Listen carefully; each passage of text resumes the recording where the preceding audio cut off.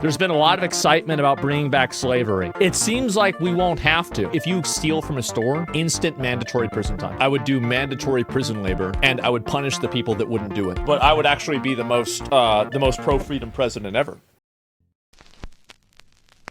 In general, there was a big protest yesterday. People broke into the Capitol building, did all kinds of bad shit. Most reasonable people look at this and view it as a disgrace. This is the Gutex. Is there going to be civil unrest today? It is about as close to a call to violence as possible. That is almost verbatim what Aragorn has said in Lord of the Rings in Helm's Deep. There's a lot of people out there, they get left behind by the system. You know, they get themselves into these like real deep conspiracy theories, right? Some people find Jesus, some people find Alex Jones, some people find Antifa, but the end result of all of these things is dogmatic behavior. It's a vicious cycle where like you get crazier and then more people don't want to talk to you, and more people don't want to talk to you, so you get crazier, and then more people don't want to talk to you because you're even crazier, and then you get even crazier than that. I think anybody who stepped foot inside that Capitol building yesterday should be charged. There is a process to changing how things are. Is it right to kill terrorists? Not without a trial. You don't just shoot people randomly. Who determines who a terrorist is? The person with the gun? What happens when they're wrong? Do you ever think about this? We have a system for dealing with people that break the law and are threats to society. Use the fucking system.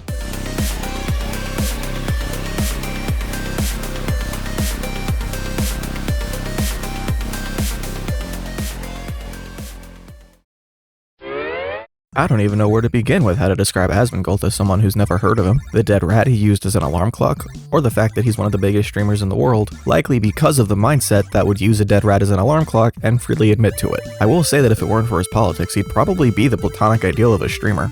Someone who can spend hours a day enthusiastically yapping about anything, but mainly video games. In a similar experience to reconnecting with an old friend, but then you hear the political takes and it becomes less like reconnecting and more like getting cornered at the high school reunion. Still, the man dominates in the streaming space with 2.2 million followers on Twitch, 30,000 concurrent viewers, and over 4 million subscribers on YouTube, despite never really changing up his core format, where some streamers will grow into new settings, bigger guests, more production value, fancier shot callers. ASMONGOLD's brief expansions have found him ultimately reverting back to his starting point. What bits of ASMONGOLD I've encountered myself are the clips that get passed around on social media, so I want to see whether they were a good representation of what he actually believes. I will say it's not a matter of if, it's a matter of when. Or if he's just been taken out of context all this time. And so, I watched his streams for a week, and I'm gonna tell you what I learned. And if you enjoy my suffering, please subscribe to my Patreon, no obligation. Starting in 2026, I'm gonna start providing more rewards there than just the opportunity to give me money, which I do greatly appreciate.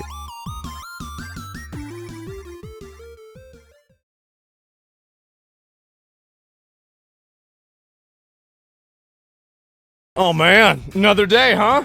Another fucking day. We begin where we'll end, in ASMONGOLD's attic, and much like the Shel Silverstein poem, though the house is dark and shuttered, I can see someone inside looking out. Oh. Oh god. Oh shit. Come to your name of VTuber without the letter B. Iron Mouse, literally in 1 second.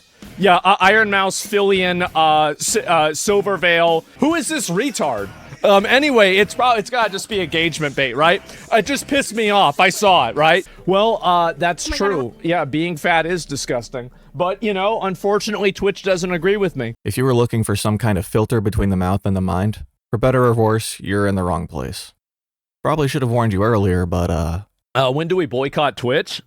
I mean, you are right now. There are millions of dollars that get evaporated from Twitch because they have to pay for my web hosting. It surprised me to find out it's true that the web hosting for a major streamer is this expensive. However, that's a cost Twitch definitely understands and accepts, given that they've had more than one opportunity to drop ASMONGOLD, and CEO Dan Clancy has a well-known deference for Hassan, who's on the opposite end of the political spectrum. In the lead up to talking about Hassan's China trip, Asmon watches a video about a fancy Huawei laptop. If you search 1989... it explodes. Which segues into a conversation about his broader view of capitalism. So the U.S. doesn't practice free market capitalism? Wait, no, of course we don't. Like, I mean, not in an ultimate sense. Why would anybody? Oh God, it's a dishonest retard. I don't even want to read it. It's gonna make me mad. If you don't have a regulated free market, you won't have a free market. You're gonna have a few guys that get in control of it, and then now they're the regulators. Why do you think that we have to have a rule against monopolies? Do we have to have a rule against, selling products for free? No, we don't really have a law against that because it's not business. It's not business efficient to do that. There are rules against setting prices too low because companies seeking to create a monopoly can just starve out competition. I didn't really get a lot of sleep last night, if you want me to be honest, so I'm probably having a few misfires. I want the Chinese government to get obliterated? Well, then you should hope for the Chinese people to do that. Only the people can hold their government accountable, right? You know, we can't go and change it and then assume that it's going to get better, right? Tucker Carlson's morning newsletter mentions Hassan's trip to China. Uh-oh, look who it is. It's speak English, right? So it's just electric dog. Asmon actually calls it out as disingenuous. This is right-wing stuff that's disingenuous in the same way that Hassan can be about left-wing stuff. Don't defend Hassan. I'm not defending Hassan. I'm just defending what I think is true. And I think that if you have to attack people based off of things that aren't true, maybe the reason is because you're actually wrong. I think that sometimes people like to misinterpret things intentionally and then get mad at them for that. The president of Syria and ex-Al-Qaeda member Abu Muhammad al-Jawlani met with President Trump at the White House, which is a sentence that would probably kill the average person from 2004. You know, they say keep your friends close and your enemies closer. And apparently that's what's happening. This is crazy. This guy is a head-chopping ISIS guy. Everybody has, you know, a rough past, right? I mean, things happen. I think it'd be nice if we just didn't have an endless war with the Middle East. And if that means we gotta invite a few head choppers over to the White House, that is what it is. This is pretty racist, but you're probably not going to convince anyone that it is, given that Jawlani and members of his government have actually overseen executions. It's cheap. You just, what do you gotta buy them food? Like, that's it? Okay, but that actually is racist. A lady at a wrestling show got mad at one of the wrestlers, leading to her getting forced away by him. Fat Karen versus a big ass dude. There is no need to be going around and touching people. You don't need to be doing that. You can't understand the mind of a fat person. It just doesn't, like, there's no logic to it, right? It's just, it's probably, maybe he had food. Maybe she thought he had food or something. The fat jokes are going to be a frequent occurrence. You will not be spared. Someone posted a meme in ASMONGOLD subreddit about Sydney Sweeney's jeans ad, if you recall that controversy. Yeah, I don't know how this happened. This was so stupid. But that's not important. What is important is ASMONGOLD's perspective on intelligence related to someone's susceptibility to manipulation. So it's easy to take advantage of like a middle intelligence person, and it's harder to take advantage of a smart person, and it's also harder to take advantage of a dumb person. And they never question themselves, and anything that reaffirms what they already believe about themselves, they will instantly agree with it, right? And so because of that, you can prey on people's biases and you can take advantage of them that way. Depends on how you qualify it, but generally speaking, there's no level of intelligence that immunizes from being taken advantage of or scammed, and there's evidence to say that being smarter would actually make it more likely. I want you to hold this in your mind as we go along. And smart people can do that too. They can, but I think that with big groups like Reddit, it's very easy to do that because of the groupthink that it kind of reinforces. And I think that's what happens in a lot of cases. Some news about the LGBT community in China. Apple removes 2 gay dating apps in China. I've always said this, and I'll say it again.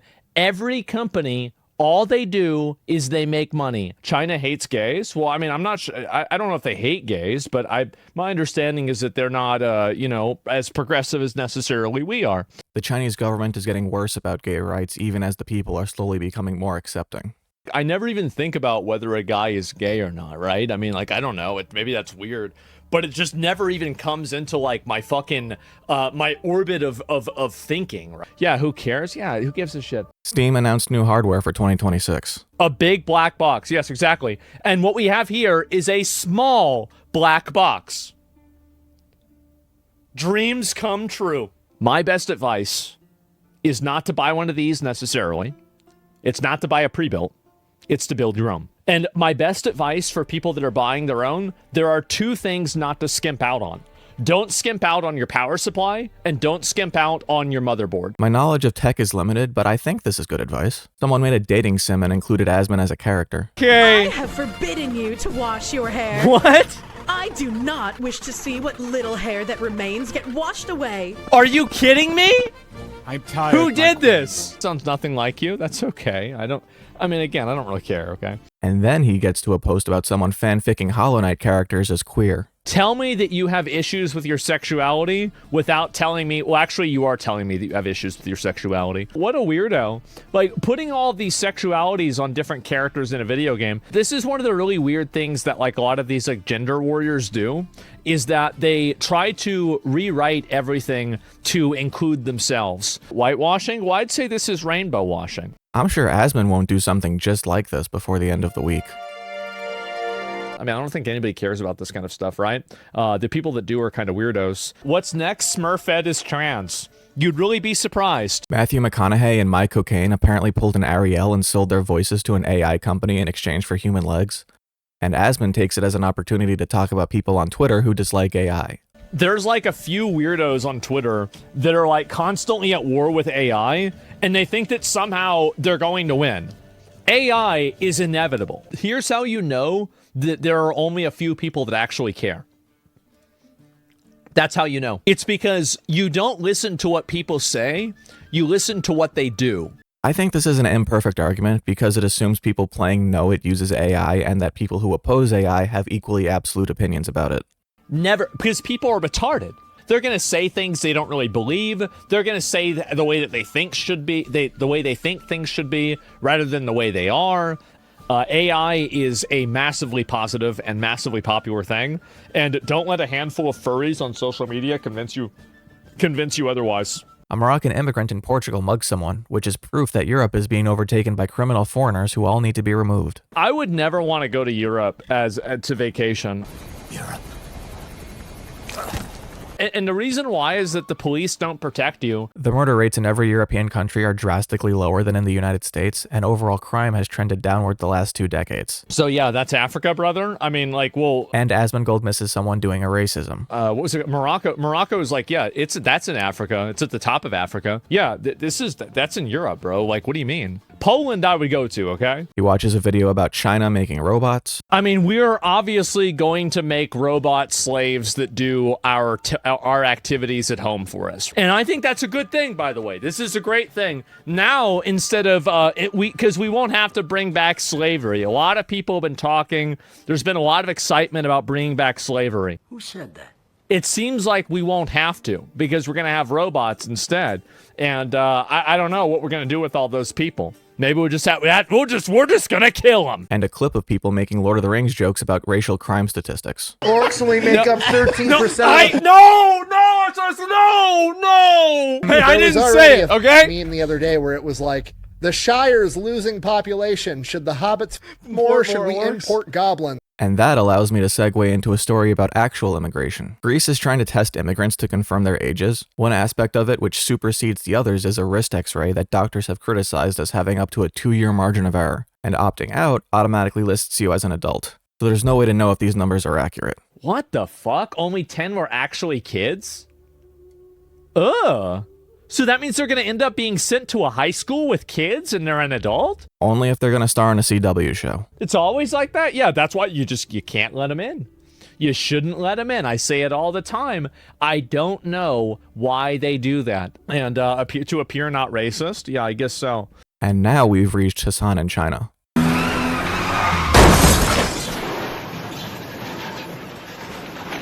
Police Story is such a good movie, you guys. Lonerbox gives the consensus opinion here. How moronic do you have to be to go to China, a country that you're clearly planning on doing propaganda for, to get your narrative contradicted on fucking day one where some cops come up to Oh, God. That's what happens. You can never be wrong. And when you can never be wrong, you end up never being right. Hold on to that one because it's time for Trump and Epstein, with the emails released by Democrats after the government shutdown ended. Dean Weathers says the new Epstein story is 100 times bigger than Watergate. That's way bigger. Asmon's perspective is that Trump is in the wrong, but he probably didn't do anything, but both parties are bad, and the emails Democrats released are misleading, which means Trump is bad, but he isn't a pedo. If that sounded confusing, let me massage your brain until it is comfortably smooth. Asmon says he's willing to believe that Trump is implicated in Epstein's crimes if there's evidence, but he's not willing to accept the evidence. Here's Asmon's reaction to the revelation that Trump spent time with the victim at Epstein's home for several hours. That doesn't mean that he knew that the person was a victim at all. Like, just because you interact with somebody that was a victim doesn't mean that you know the details of what happened to them. Trump in this email a, quote, dog that hasn't barked by Democrats on the House Oversight. It's interesting that he agrees with the release of the emails as a tactic to pressure Trump to release the files, even as he doubts their legitimacy. I'm glad this came out, even though I think that there's a high probability that it could be fake, misleading, or misunderstood, or misinterpreted. Yeah, I think they should release everything completely unredacted besides victims' names and obviously photographs that could be problematic. Oh, it could make somebody look bad? Too bad. You shouldn't have gone to an island with a pedophile. But like, if you know who the victims are, you know who the survivors are, obviously you word filter search the name Trump, right? Can't you just do that for the victims and then just omit those two? The process of redaction is much more intensive to guarantee there's no way to retrieve information that's removed through various recovery techniques in the paper and the data. I don't think there's hard evidence that commits Trump to doing anything weird with Epstein. If there was, I think they would have already released it. And if there is, I think that there is as much, if not more, hard evidence against Democrats doing it too. So coping so hard? Well, I'm not coping. I'm just being logical. I don't care. If Trump was in the Epstein files, I would want to know about it. My conspiracy theory is that I think that both parties have a piece of the Epstein files. And because of that, they don't want to release it because I think there is a third party. My opinion is that the most likely candidates for that third party are Israel, China, Russia, in that order, that have the entire Epstein files.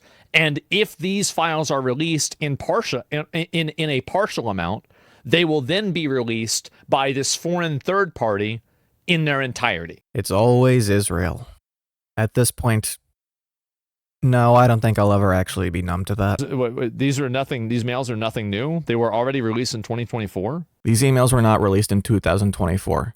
Separate info from the Epstein case was ordered unsealed by a judge in 2023 related to a Ghislaine Maxwell defamation case, but did not contain much information not already known to the public. Virginia Giuffre has testified multiple times that President Trump did nothing, and she never even saw him at Epstein's house. Additionally, Greg Price, whose Twitter he's looking at here, is a conservative journalist who got in trouble in 2022 for editing the audio of John Fetterman in his Senate debate to make his ability to speak sound worse, which is the exact same criticism Asmon has of these emails for their redactions.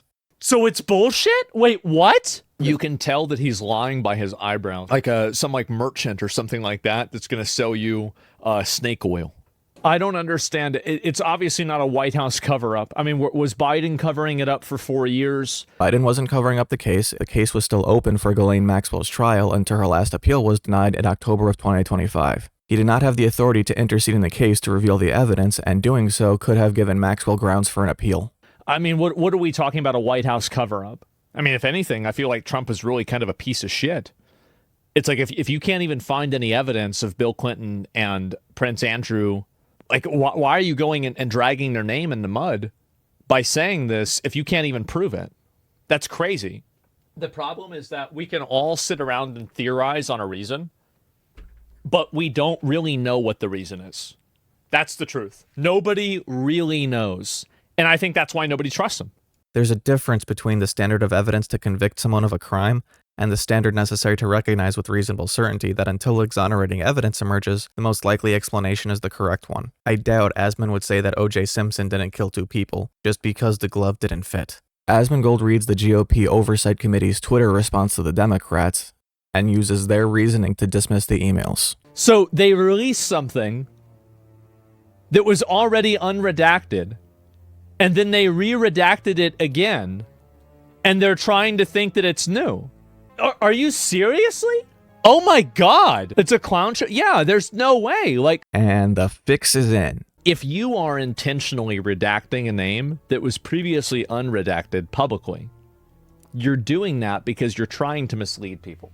I'm going to put a pretty big if at the start of this just because I might be misinterpreting what I've seen, and this isn't about the victim herself, but what AsmonGold is saying about these emails. If I've read what Virginia Giuffre has said correctly, she claims to have only interacted with Trump at Mar-a-Lago when she was employed there, and a couple of times at parties, and said nothing bad happened between them. However, the emails released suggest that she talked with Trump for hours at Epstein's home, which would contradict her testimony. Dufresne isn't alive to correct the record, but if Democrats were willing to lie, as Asmon suggests, it would be to their benefit to leave the name unredacted, as it would undercut the testimony frequently cited to say that Trump did nothing wrong. But they didn't, at the wishes of the family who have condemned Republicans for revealing her identity and not Democrats for being dishonest. I won't speak to the rest of the sexual assault accusations against Trump, because even if they relate to the broader context of Trump's relationship with Epstein and how you should interpret these emails overall, I think that might widen the focus too much from what these initially released emails say specifically. I think people aren't really understanding what happened here. The victim might be afraid. She's dead. She said that she didn't have any problems with Trump and Trump was fine. She went on record and said that. Again, these emails contradict her testimony, not the other way around. So the reason why they redacted her name is because if they didn't redact her name, it would have shown, obviously, that this is the person that had already cleared Trump of wrongdoing. And again, it would have been more beneficial for Democrats to leave the name unredacted, but they did it anyway per the wishes of the family. Why is Trump not releasing all of it? I think that is a great question.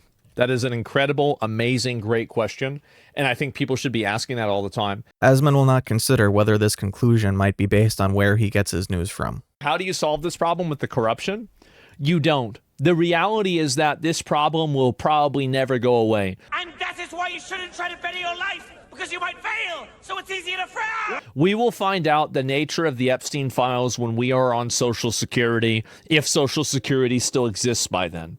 You must all go and spread the word of frowning. Because this is never going to go away until everybody that was involved, and everybody who was even involved secondarily, is dead. Pretty soon, everyone will embrace sadness, and there'll be no such thing as smiling. And I think even then, we won't really know what happened. And do you not feel bad for telling people to vote for him? No. No, he's done a lot of things that I agree with. And he's also done things that I disagree with. I feel so exasperated watching this because it feels like I should be trying to convince ASMONGOLD to change his mind about these things. But if he comes away from hearing about these emails still thinking that Trump is preferable as the most powerful person in the world, I don't know what else I could say. But I think that both of them are inadequate candidates. That's why I didn't vote for either one of them. Even though I am much more aligned with Trump, that doesn't mean that I totally agree with Trump. I just view him as the lesser of two evils. So Asmon thinks that Trump is the lesser of two evils. What would Asmon actually want if he were president? I would want to use the military to deport every illegal alien in the country. I would want to bring back insane asylums and put crazy people in insane asylum. And I would reduce foreign aid by about 80%. Maybe not 100%. The goal would be 100%. But the beginning would be 80%. I would completely remove any illegals from the census as well. Illegal aliens are on the census because otherwise resources would get misallocated and areas with illegal immigrants wouldn't receive enough to provide for those with legal status either. I would even take people that were residents of the country. If they were not net positive taxpayers and they were not performing an essential job, I'd deport them too. This would basically trap immigrants already in America in their jobs, leading to greater abuse, while also being ignorant of historical data that shows immigrants yield greater returns on their labor than what they cost to take care of. Oh, I'd add 2 additional tax brackets for people that are wealthy, for people that are making above $5 and $10 million. That is a good idea. Oh, I would double the amount of the money that we put on policing. Functionally useless, but it'd probably feel nice. The issues with policing aren't directly correlated to funding. They're related to excessive force, corruption, and overall relationship with the population they are entrusted with. If you steal from a store, instant mandatory prison time. Even if you stole a paintbrush. I don't want to live in a world where people steal. I don't want to live in a world where there's violence, hostility, aggression, and turmoil. So just put them in jail. Simple. I would make it to where every prisoner had an extended sentence by about 30 to 50%, and they could work in prison to reduce their sentence that got increased back down to what it was if they wanted to work in prison.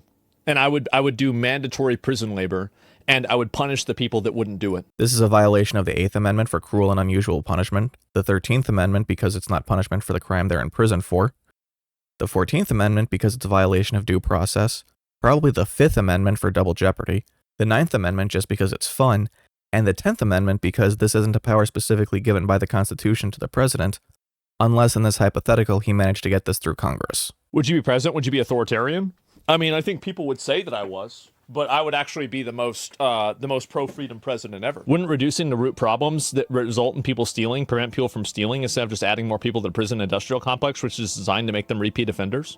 Well, they wouldn't have a chance to be repeat offenders because they'd be stuck in jail forever working. And if they're a repeat offender, that's great. Now we have another worker. I guess we know who was excited about bringing back slavery then. The idea that poverty causes this to happen is a complete removal of an individual's agency. If you give people more opportunities and more abilities to do things and have a degree of ownership in their own life, then yeah, there are going to be less crimes. So I agree with you. But there will still be crimes after that goes away because there are people that commit crimes that do have money too. After all, people, universal healthcare? Yeah, we'd have universal healthcare. Because we'd get rid of all the people that are causing problems. People causing problems, the way Asmongold implies, are not the main impedance to universal healthcare.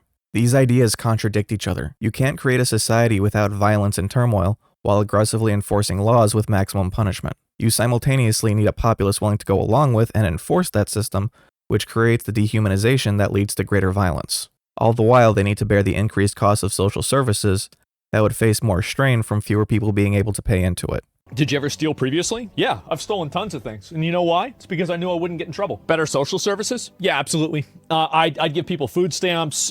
We'd give people, I would invest a lot into autonomous driving cars. They will reduce a number of different industries that are massively, like, I think, a tax burden. I have no idea why Asmongold thinks this. Maybe there's some logic to it I'm not seeing. Did you steal when you were an adult? Yeah, absolutely. Yeah, multiple times. Tons of times. Wait, but then why? How about social parasites? Citizens can be freeloaders too. There are going to be social parasites, and there are going to be useless eaters, and there are going to be retards. And you know what? That's fine. We're always going to get some of those. That's the way it goes. How would you build up universal income? By taxing corporations that utilize a tremendous amount of automation and then making them have to help pay for it. And if they don't want to get along with that, then I wouldn't give them access to the American economy and I would heavily tariff them. Why would they automate when they could just use cheap prison labor in that case? And why would the American market be so valuable at that point when the population is spending so much more of its wealth and resources on maintaining the strict social systems that are implemented? I have a lot of other ones that are, some of them are a little bit more not stream sufficient, right? I am incredibly worried about what those could be. But I guess it makes sense given his response to a TikTok compilation of women losing their jobs in the next video he watches. Total Karen obliteration. Absolute Karen destruction. These aren't Karens by any stretch of the definition. All they've done is say they lost their jobs. Actually, I don't know what Asmongold's definition of a Karen is. Later on, he explains the attitude that makes someone a Karen, but he'll still apply the moniker to basically every woman that crosses his screen in an unflattering way. I think that there's a lot of people in these PR, marketing, and fake jobs at these companies, and the companies are starting to realize, hey, wait a minute, we don't need to pay this girl to come here and drink boba tea for 8 hours and then complain that somebody said something that made her mad. And they just fire her. As Asmongold will come to understand over the course of this video, that is incredibly not what's happening. Elon Musk took over Twitter, fired 80% of the staff, and nothing changed to the product. In fact, I think the product got better. Twitter did not get better. Monetization of posts has created an incentive structure for people to post the most salacious rage bait possible, like the one Asmon got caught in earlier, in order to get more views. It just pissed me off. I saw it, right? Musk has had the website intentionally altered when it doesn't give him enough attention, or it corrects his unsubstantiated claims. For example, when he said Joe Biden stranded an astronaut on the International Space Station. Also, Musk himself has said that he would unban at least 2 accounts that were removed due to posting CSAM. Every single other business owner in the world saw that. It's bot crazy now. YouTube is bot crazy too, but YouTube didn't fire 80% of its staff. So is Facebook. This is where it starts to sink in what's actually happening. So 13 million people have been laid off in America. How many people are in the U.S. workforce? 10%. Oh my God. A little bit less, but still. Holy shit. The reality is that these decisions are made in order to maximize shareholder value. That is true to an extent. The priorities and obligations of corporate boards are to seek greater returns on investment, but the goal of a CEO and the goals of a corporation are not always in complete alignment. The average tenure of a CEO does not match the average lifespan of a company, so the goal is to maximize the amount of money they have by the time the CEO leaves, which means that they can ignore long-term strategy in pursuit of short-term gains, which then become the next CEO's problem. For an example of this, see the 2008 financial crisis. People that work in Amazon fulfillment centers, that's probably the least fulfilling job that you could ever have. People take these jobs because they have to, not because they want to. Yes, but eliminating the job doesn't solve the problem of a person needing a job. It's just reducing their options. They're trying to plot a trajectory for where their business is going to be. So right now, it's doing some people's jobs, and later on, it's going to be doing everybody's jobs, or more people's jobs. And again, as Asmongold is about to see, They aren't just letting go of people who don't do anything. A perfect example of this that we saw earlier this year was when Microsoft let go of Ron Buckton. That's right. They fired because they didn't need him.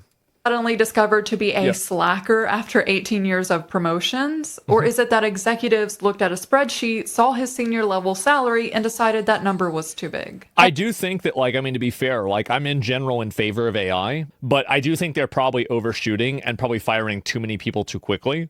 But I think that the inevitability of this is not to be denied. Earlier this week that was talking about the fact that last year there were 1.2 million graduates for 17,000 jobs. Then why the fuck do we keep importing people? Without validating the premise of his description, because that's not how immigration works, put simply, expanding the population isn't a zero-sum substitution of laborers. The necessities of immigrants provide the demand for new services that allow companies and social programs to grow their customer base and funding. There used to be a retard that would sit there with a screwdriver and screw a bolt into a tire and get paid the equivalent of $75 an hour, live in a beautiful house, have every benefit that he wanted, have a family that he supported, 2 cars and a boat, and go on vacations. This is what happens when propaganda is too effective. This belief is based on the visualizations used in ad campaigns merging with stories of expanded workers' rights. Things got better, but the reason we have that imagery is because that's what people aspire to. If they already had it, it wouldn't work in advertising. What do we do about it? Well, you have to tax companies that are using automation in a way that, you know, you can redistribute the money into the population. But, like, it's not going to happen. I think we're going to have to bring back somehow, like, slavery or something like that. Like, I don't know, maybe feudalism. It's one or the other. Maybe both. Or you could have a plague. Maybe all 3. And once that's done, we can finally eradicate all the Puerto Ricans on the planet!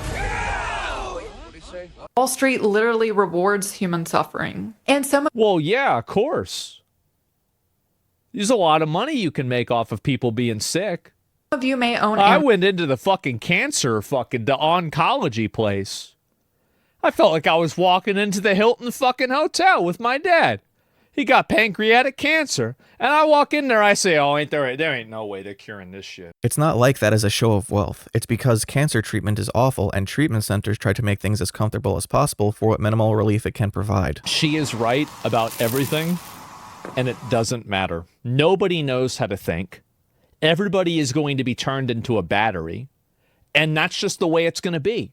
I'm not sure how to square Asmon believing in AI as something that's good for humanity, while also seeing it as something that will help facilitate the destruction of people's general happiness. I think that if things keep going the way that they do, we are going to have a eugenic effect of the lowest IQ people literally die because they can't take care of themselves. No way, ChatGPT will take care of them. Well, it will tell them, no, you don't want a soda today. You want to drink bleach.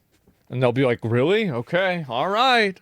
And as you can see from the smiling mask behind ASMONGOLD's head, the next video he watches is an anti-Semitic right-wing nutjob. And I don't mean that as an insult, I mean in his video about the Inquisition, he asserts anti-Semitic conspiracy theories. You can check out this guy's video if you want a full breakdown, telling us why the Crusades, which killed millions of innocent people, were good actually because at least it was in the name of defeating Muslims. Ridley Scott, the director of the film, is an atheist, so we can see why he deliberately decided to portray things this way.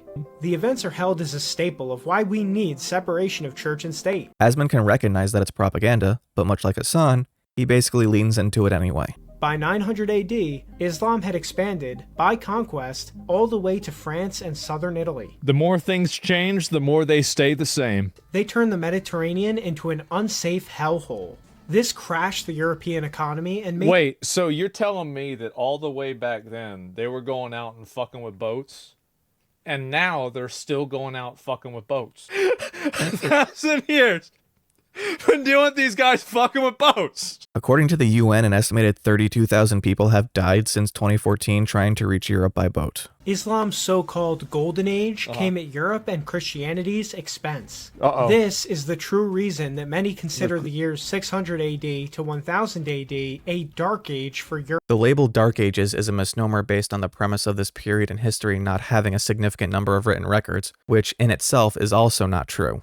Here's how historian John J. O'Neill describes the circumstances. John J. O'Neill is not a historian. I couldn't find any actual mention of him on the internet outside of the ebook PaxTube is citing here. Oh boy, Burning Cross imagery. Who's controlling Jerusalem right now? I actually don't even know. Hassan doesn't know what the Western Wall is, But Asmongold doesn't even know where it is. Jewish people have it now. Israel has it now. So all this was for fucking nothing. I'm sorry, but like, I cannot get over the irony of the Muslims and the Christians fucking fought and killed each other over Jerusalem for like 1,000 years, and now the Jews have it.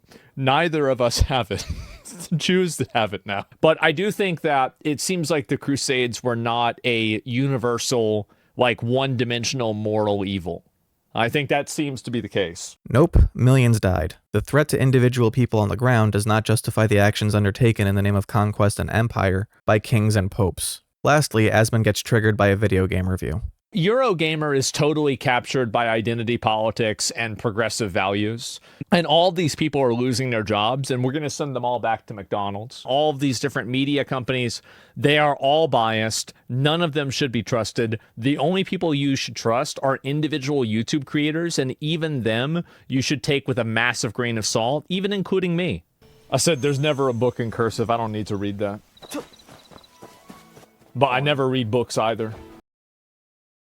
It was the same thing you were talking earlier, where like people grind for games because they don't have anything else going on in real life. And that was just day one. Silver 2 to Silver 1, I was like, oh, fuck yeah, dude. I'm so sick. I'm killing it in real life. You feel like you're not wasting your time. Exactly. Like there is no better feeling than to play video games all day and to go to bed and know you did something. And I felt that way a lot, but the problem was for me is I turned like 27 because I was like, man, I've been doing this for like 10 years nonstop, and my friend just got married and my other friend has a job, and I have I've got this new mount, you know, it's pretty cool. You said a quote years ago that really fucked me up. You're on Facebook and you see all these middle-aged women post about the Minions movie, taking their kids out to the movie theater, and then you realize those middle-aged women were your classmates in high school, bro. It was a real reality check. I had to lay down after that one. Yep. Yeah. And well, I think that also like a lot of these games, right? I mean, they do kind of like they're super cheerful, they're really happy, and so I think that they do have like a big appeal to people that are kind of like feeling empty or they don't really have something going for them in real life. And then so they play these games and it makes them feel better. Usually whenever I'm laying in bed, I'm just on my phone. Like video games to me, it's like, oh, that's work, right? Like, cause usually like what I do is I'll just read Twitter and then respond to people on Twitter. I'll be like, yeah, you're fat, something like that, right? Well, that's a strong indicator for how today's gonna go. Guys, trans in bathrooms. ATSTs, ATSTs. How is it that we had this right for 2,000 years and now we're literally reinventing the wheel? We did not. Bathrooms segregated by sex and or gender are a modern idea. What did you like watch movies growing up where they like the people get bullied in men's bathroom? Trans people do experience higher risks of harassment and assault when using public bathrooms. If you make people use the bathroom that their sex is at birth, right? Then you're also going to have women that transition to men walking in the women's bathroom. No matter which way you cut it, you're going to have people that look like guys walking into the women's bathroom. That is correct. The best solution is just to have a third fucking bathroom. While this notion is common, it does not solve the inherent problems for either party. People who want bathroom bans are trying to push trans people out of public life altogether, and trans people wouldn't be any safer because the very premise makes it easier to identify them. The issue isn't trans people. It's people willing to harass others based on assumptions that aren't even correct a lot of the time. But maybe they're all just Karens, right? Like, ultimately, bathrooms are supposed to be, like, gender-safe spaces, right? I mean, generally. That was the original justification for sex-segregated bathrooms when they were established, because men didn't know how to handle women in the workplace because they believed they belong in the home. This would have never happened if women couldn't vote. Man, so true, brother. So true, absolutely. And that was the original mindset. Like, I don't think the world has to become comfortable with these people. I think these people have to be comfortable with the world. There's a slim degree of truth to this, insofar as pushing for rights is a slow, painful process. But the same can be said in the exact opposite direction, that personal discomfort is not broad justification for exclusion. The streamer Valkyrie had a minor controversy over her wardrobe. Like, I wouldn't wear, like, if Balenciaga sent me something, I would wear it if I thought it was comfortable, or I liked the way it looked. It's beautiful, isn't it? the Balenciaga. You get all these strings attached to you, bro. And you get enough strings attached to you and you become a puppet. Said high-priced merch is just a way to liberate retarded people from their money. Yeah. I think Asmon just indirectly called her the R-word. Hassan's back in China again. Okay, what is he wearing? I don't know what nobody knows. He's in another country, but I'm still on his mind. What can I say? It's because I play video games a lot, and I play their video games a lot. What I think is even funnier is that a lot of my viewpoints on the way video games should be made and the types of things that should and should not be included in video games. You know who agrees with me on that a lot? Chinese people. No, it's the Chinese government. As will be pointed out, media is heavily regulated and censored in China. Well, but they put people in work camps and they harvest their organs.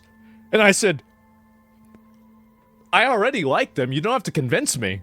So Asmongold's logic is Europe is bad because the cops don't do anything. China is good because work camps and organ harvesting. I don't know if they do or not, but either way, it's pretty edgy.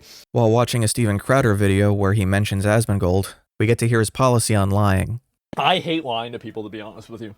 I love deceiving people, but I hate lying. So I love telling people the truth and making them believe that it's a lie, but I hate actually having to lie. I feel like it's like cheating.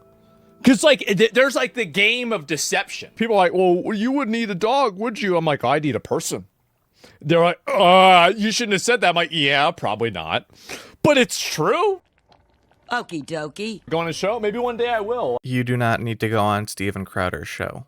And I don't like actually saying A is B, but I would maybe say, you know, a lowercase a is capital A, right? Because I feel like that's a little bit more exciting for me. It's more entertaining. It's more engaging. Following another conversation about gay people in China, Asmongold looks at the trailer for the new Black Ops. I've heard Call of Duty actually sucks dick. Asmon has his own idea for what Call of Duty should do in its next game. So I told you guys they should have gone with my 9/11 idea. They should put Bill Clinton, Jeffrey Epstein. Okay, we're done listening to that. I would have the people jumping out of the building. Thankfully, Asmongold has the right idea about what age of consent means. 18 is barely legal, and 15 is under that by like 3 years. Like, doesn't she see, like, I mean, that's clearly not, that's not even barely illegal. That's just illegal. Most of America is 16? Well, it's not 15. Like, what are you even talking about? You're not even arguing. That could be what you're saying too. Like, I don't even, what?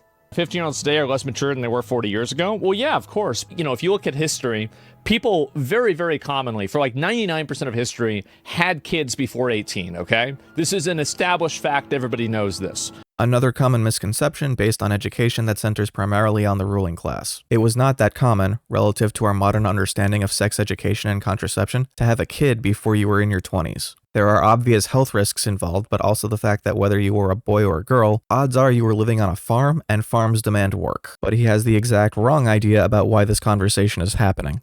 Is that they think that Megyn Kelly is trying to create a future, like a future argument for why it's okay that some political person she was attached to, Trump, was in a relationship with a 15-year-old. It's Trump.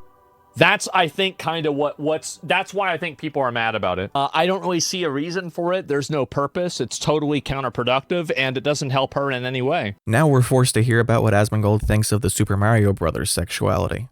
Like, Bowser is super rich. He's really powerful. He's huge. And then Princess Peach always just happens to get kidnapped by Bowser. Are we really believing that? Yeah, she wants that big lizard dick. I'm just saying, guys. Yeah, Mario's getting cucked. He is. Mario's getting cucked. That's why I said that you could prove Luigi had a bigger dick than Mario. Princess Peach is always getting kidnapped by Bowser, but you never see Daisy getting kidnapped. I prefer Hornet being gay to this perversion. Activision released a statement about AI usage in the new Black Ops, and you'll never guess what Asmon's perspective on it is. If you are one of these dick-sucking retards that likes to complain about AI and, oh, AI is so bad, I hate AI, I'm against AI, AI is so horrible, you know what you're gonna be? You're gonna be a dick-sucking retard for the rest of your life. And everybody is just going to laugh at you more and more and more. I'm starting to think that people being gay actually crosses his mind a lot, whether or not he's actually into it. Yeah, where's all the women, guys? This game must have been from a long time ago. You know what's so fucking insane? Is the fact that this actually happened. You guys ever think about that? Like, this shit actually happened. Asmongold really knows how to sound like a stoner even though he doesn't do drugs.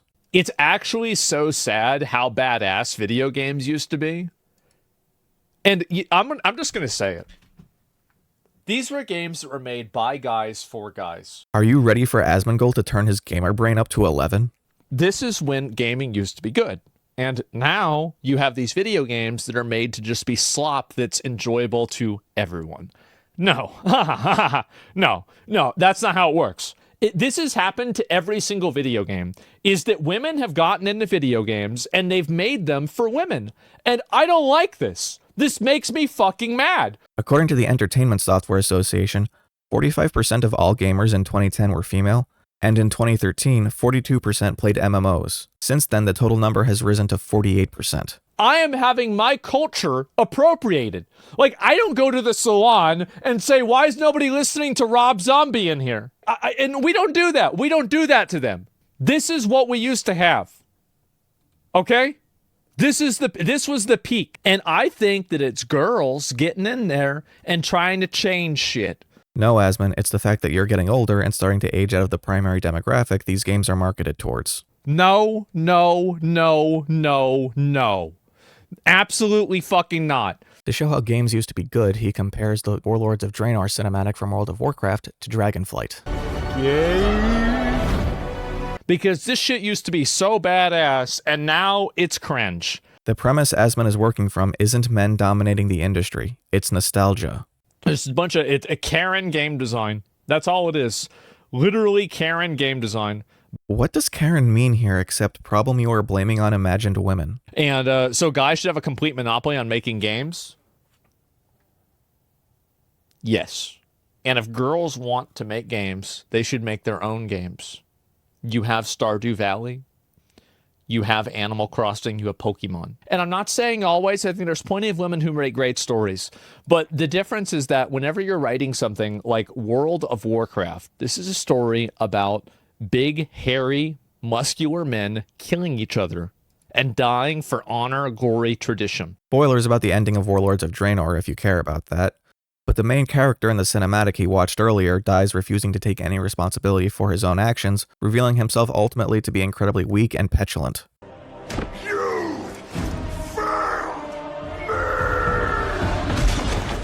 You made me what I am! Don't let yourself get tone policed by these annoying fucking Karens. This is a masculine thing. Watch him counter someone's transphobia with what I think qualifies as its own transphobia, but in a way that's still inclusive. Remember, valid criticisms of child touching mentally ill people isn't hate? I mean, I don't think that every person that is a transsexual is a child toucher. I mean, like, that's insane. Why would you even say that? I don't really think that you can change your gender, like, not entirely. Like, obviously, if somebody wants to go through the requisite procedures and everything, I'll use their preferred pronouns because I don't want to create a conflict with somebody. Honestly, I'm fine with this. Obviously, I have a different understanding of sex and gender, but if we're talking about the broader public, tolerance should be the acceptable baseline. It even gets covered in a World of Warcraft cinematic. I have learned patience, tolerance. But you can obviously, dress different ways and get surgery and then, act and behave and be seen as a woman in society. I think that's true. Here's a good example of why I find Asmongold interesting. He just clearly laid out gender presentation as a social standard of expectations with regards to femininity and masculinity.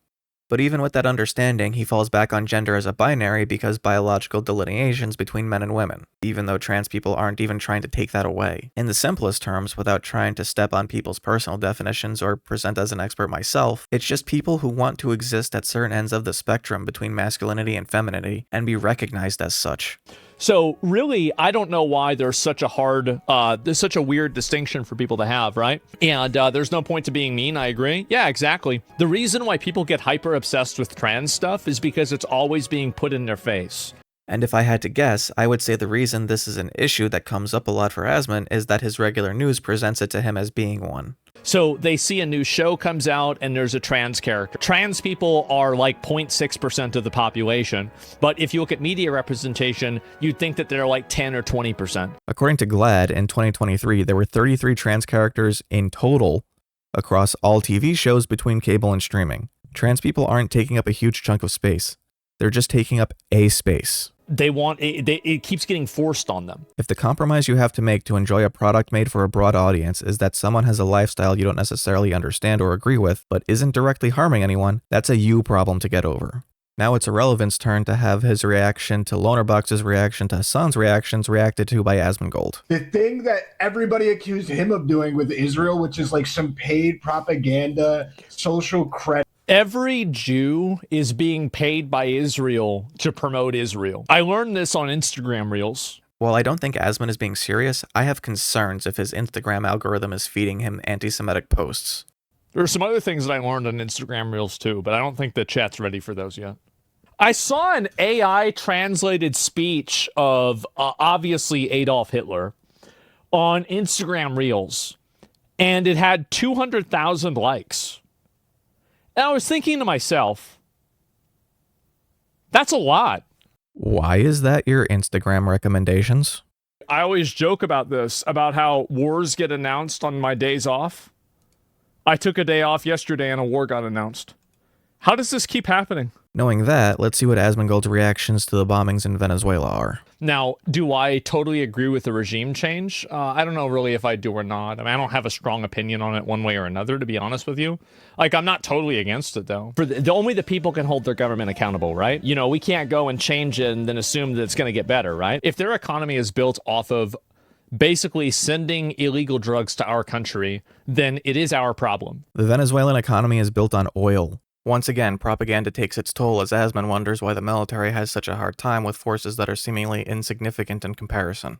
I always wonder, like, how much of that is like a forced problem and how much of it is that they just let it happen. Because I've always assumed it's like, if we have satellites that can read a license plate, why can't we figure out what these guys are doing? Most of the technology developed for the military is about putting as much distance as possible between yourself and a target while still being able to connect with it. Guerrilla warfare is about closing that distance. And like, my opinion is that, like, with the Vietnam War and with the Iraq War, is that we were not there to win. We were there to continue fueling the military-industrial complex. I think if we had tried to actually accomplish any one specific goal there, it would have happened extremely fast. This would require a much longer explanation than I'm equipped to provide here. But basically, the problems our military faces in extended conflicts are not limited to what we can or can't blow up. Yeah, I mean, I think that if he starts a war over there, I think that most Americans probably won't really care that much as long as soldiers aren't being sent over there. If Trump unilaterally and unconstitutionally decides to throw the US military at a country, regardless of whether any soldiers are in immediate danger, people are going to care. Not in the Western Hemisphere, not in our backyard, because that destabilizes trade, it destabilizes economies. It's the security of the United States at stake here. Thankfully, that's the last political story he covers before he gets to the new video game Where Winds Meet. You know, I've never actually seen ASMONGOLD play a video game. I wonder what it's like. Not eating food is really OP in terms of losing weight. Listen, I'm not an expert, but I think ASMONGOLD has an eating disorder. You're just like those girls? No, I'm not. You just don't eat food. That's easy. It's easy. You just stop eating food. I don't make a big deal out of it. You just do it. There's a lot of foods low in calories. Most people just want the sugar. I love sugar. I started eating way more sugar, and everything in my life improved. And that would be a sign of depression. Like, in 100 years, there might not be anybody with diabetes anymore. Yeah, it's probably just going to go away. Story mode, this is for girls, I guess. This is for, I guess, normal people. Were you even listening? Shut up, bitch! This bitch is wild. Damn, bitch. This bitch gets mad. You stupid fat bitch. Please stop calling the child a bitch. This bitch tries to tell me what to do. There are a lot of strangers in town lately. Well, I tried. You guys noticed there aren't any fat people in this game? Cocksucker.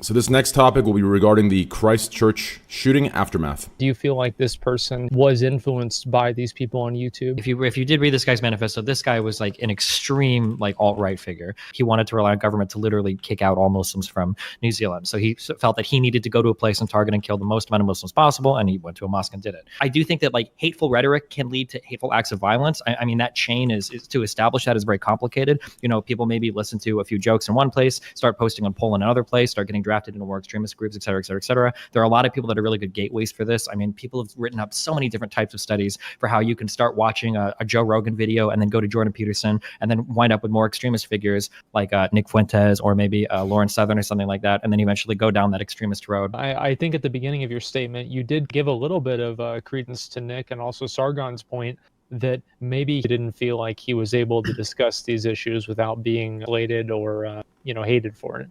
Oh yeah, sure, but that doesn't mean that I think that those views are legitimate or need to be platformed. I think that's a bad dichotomy, right? If somebody says like, I want to kill all black people, like, well, I'm going to fire you if you say that on Twitter, and then they go out and they actually kill black people because they got banned from Twitter, you wouldn't say, well, hold on, like, should we be suppressing this man's views? He felt like he had nowhere to express them, and now he actually went, well, no. I mean, the idea is we need to not have people have these horrendously anti-immigrant views in society, right? Mm-hmm. So views like Fuentes pushes, for instance, where he seems to be anti-immigrant or anti-person of color or whatever, moving into certain countries where he feels like it violates their Western culture or whatever, however he dog whistles. How we doing, boys? What's going on? Ready to go again, man. Another fucking day. All right, let's hear what today's discussion will be. The big question of the day: did Donald Trump suck Bill Clinton's dick? Yeah, stop 9 wars and you suck one dick. You're not a peacemaker. You're a dick sucker. And wouldn't that be crazy for like all of the people that hate Donald Trump if he turns out to be the first LGBT president? Not really. Like, you're basically saying that Trump being proven to have committed sexual acts in connection with Epstein means you get to own the libs. And I don't think that's the priority. The French president is the same, apparently. Yeah, I heard about that with his husband as well. Candace Owens and a bunch of other people think that she's a man. Well, we don't really know this, right? It's not something I would bet on. Isn't she also a pedo? Yeah, of course. But it was in Europe, and so, like, you know, like, they do things differently over there. I think that Macron's relationship is weird, to put it mildly. But yesterday, you called Trump a piece of shit for calling out Bill Clinton and Prince Andrew's relationship with Epstein without evidence. So I'd still call this a double standard even before you get to the idea that any conspiracy theory touted by Candace Owens is even remotely plausible. In 9 wars, you suck one dick. You're not a peacemaker, you're a dick sucker. That's right. Jack Doherty got arrested. If you don't know who that is, he had one viral moment last year when he crashed his McLaren on stream because he decided to go 90 miles an hour in the rain. Oh. Whoa. Whoa. Oh. But there's one moment here I want to show you about a conversation Asmon had with his dad. And I'm like, are you cooked? And he's like, what do you mean? Like, am I dead? And I'm like, yeah. He's like, I don't know. Come over, let's find out. This is what I'm talking about when I say his casual yapping is endearing, and it's something I haven't gotten from any of the other people I've watched. Maybe it's just my experience, but when you're dealing with a sick family, it's not just a constant deluge of sadness. There are the funny, awkward bits in the middle where you can eke out a laugh at the absurdity of the process. I think this is a good memory for Asmon to hold on to. Hassan is back in China again. That kid is back on the escalator again. Someone asks Hassan about the gay dating app's China banned, which he incredulously calls a Twitter rumor. I think you just saw that on Twitter. Meanwhile, Twitter.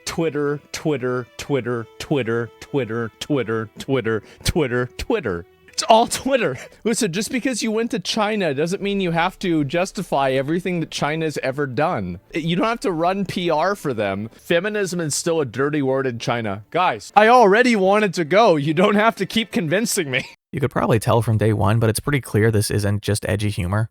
Asmon just doesn't like women. And if you reject that notion, let's finish up here and you'll see. Before he moves on from the subject, Asmon watches a clip of Destiny's reaction to Hassan's trip. I think he's like Jackson Hinkle territory to me, like worse than Fuentes right now. I cannot believe that you would do a propaganda trip to China and that you would suck off Mao. I think that calling worse than Fuentes is so retarded and biased. I don't know. I mean, like, I don't want to get into it. I mean, I can see why he says that. I can see why people would disagree, right? Boy, I sure wonder if the implications of his non-comment won't reveal themselves later. This is Hassan's reaction to being gifted a little red book. Really? Is that a Bible? The fact that Hassan's entourage would think the Chinese government would offer him a Bible is just so telling about their understanding of the country. The red book, I don't know. I mean, I don't even know what it's about. I have no idea. Can you imagine if I did that? Like, let's say somebody gifted me a book of, like, fucking The Art of the Deal or, like, Mein Kampf, and I did that? Oh, my God. Like, that would just be... People would be talking about that on the... Like, around the whole world. Can you imagine that?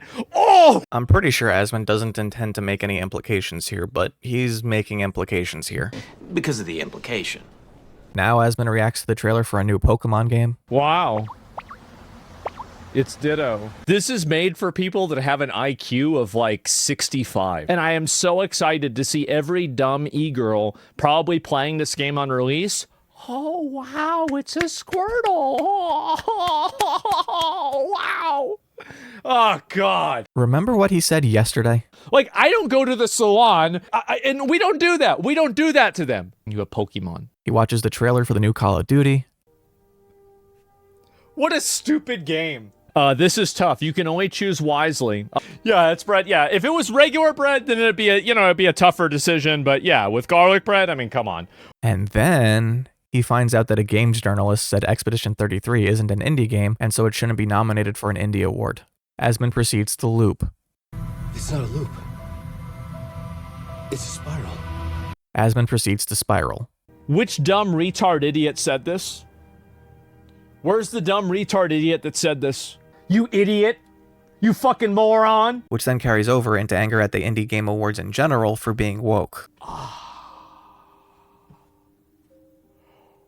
Oh. The problem is not in their girth, but it is in their taste. Two overweight soy millennial men to go and gas up the Indie Game Awards, and you've got a bunch of nominations here of games that nobody even played. This is bad. I am so fucking upset, and these retards are sitting here making these award shows for other retards, and it's making me mad. So just to make sure I understand, these are people you don't like promoting games you don't want to play to an audience you aren't a part of, and for some reason this is deeply offensive. This is pathetic. I mean, I agree, but not for the reason you intended. Blue hair games? Yeah, all woke shit, bro. All annoying, cringe, like millennial slop woke trash. Oh, it's my lizard. Oh, he's on the wall. I tried to catch him the other day. I couldn't get him. He's fast. And now we're looking at libs of TikTok. Why are we looking at libs of TikTok? Literally all Karens. All middle-aged white women. But don't worry, it's not over yet. Women are fed up.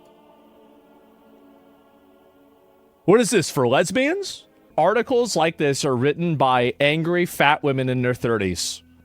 So they can hopefully, ruin the marriage prospects. And no, they're written to get rage clicks. It's all a massive psyop. None of it is actually real. Okay, yeah, let's look up who wrote it. Let's see if it's a fat middle-aged woman. Let's find out. More woke games media who don't like AI. It's because all of these studios and all of these people are totally bought and paid for, and they are pushing an agenda. I cannot wait for the day that I get to announce that this company is being shut down and they're having layoffs. Once these like weird freaks get into your company, they're like a parasite or an infection. And you can't just, remove every infected cell. You have to sever the limb. Everyone knows once you start using language like parasite to describe someone, your ideology is a winner. You can't rebuild Ubisoft. The only people who can do it is China. And the Middle East can also do it.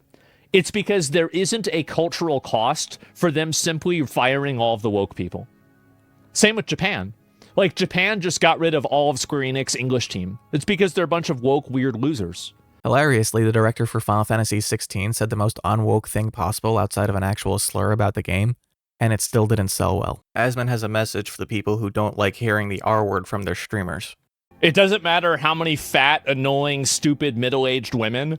Okay, I think you get the point now. Mexico had protests against the government for supposed connections to drug cartels in their country. It's actually amazing how horseshoe theory is proven in real time. It's One Piece. It's just like One Piece. Are they taking back their country? I think it's because they think that she's in cahoots with the cartels. I don't know if she is or not. I don't know. Like, I think that to some degree you probably have to be cordial with them. But I don't really know that. I've never been to Mexico, so like, how am I really supposed to know? I mean, honestly, how can you run Mexico without working with them? I'd probably threaten their life and family. Well, I mean, El Salvador, I mean, the guy over there did it, and, you know, like, as far as I bet they probably tried to threaten him too. El Salvador suspended basic rights and arrested thousands of people, overcrowding their prisons even with the opening of CCOT. It's also reported that there are hundreds of political prisoners. Since 2022, the state has arrested over 3,300 children, many without justification or connection to gangs. Interviews reveal that the police were given arrest quotas, meaning that this was likely done to pump up their numbers. They've also been held in detention and prisons with adults, exposing them to potential abuse. Which, speaking of, torture and abuse are rampant.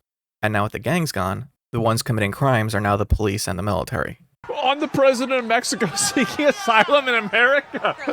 I can't believe he did this. They're January 6ing. I'm proud of them. They're January 6ing? Look at them go. Bro, it's like Helm's Deep. They're bringing in the ladders. Just when I thought the disparity between his initial reaction to January 6th and this couldn't get any more stark. Maybe this is like an egomaniac thing for me to say, but I do actually feel like I have some degree of obligation to, whenever something crazy like this is happening in the world, that I do actually like talking about it, because I feel like every mainstream media publication doesn't give a fuck and doesn't care at all. Your obligation isn't to just talk about something that happens without any proper understanding of what's happening. Your obligation is to accurately inform people if this is what you want to spend time on. Straight up punched him in the dick. But I guess that might be too much to ask. Oh my god! They beat him with bolt cutters? Oh, they are! They're beating him to death! To be fair, they're just pushing him around right now. But whenever I see a crash out happening in a country like Mexico, that to me is very different than an American crash out. Because American crash outs are people who are angry because the election didn't go their way. In these other countries, people are angry because the election didn't go. I think he's talking about no kings as opposed to, you know, January 6th. But either way, he's incorrect because Claudia Sheinbaum won with stupidly large margins, beating her closest opponents by nearly 2 times the votes in an election that no one has called illegitimate. So the people he's watching are, in fact, rioting because the election didn't go their way. Like, if you don't have a way to democratically be able to voice your frustrations and vent your frustrations, then the only option is violence. But sometimes you just simply lose the democratic vote. To be fair, our democracy probably plays a role in their lack of democracy. I think that you're right, and I think that Americans do need to spend less time intervening in other countries' affairs. It's horseshoes all the way down. This is what January 6th was meant to be. Yeah, I do think this is funny whenever you look at this and you compare it to January 6th, you know? It's like, oh, wow. Yeah, January 6th was so horrible. Uh-huh. Yeah, sure, guys.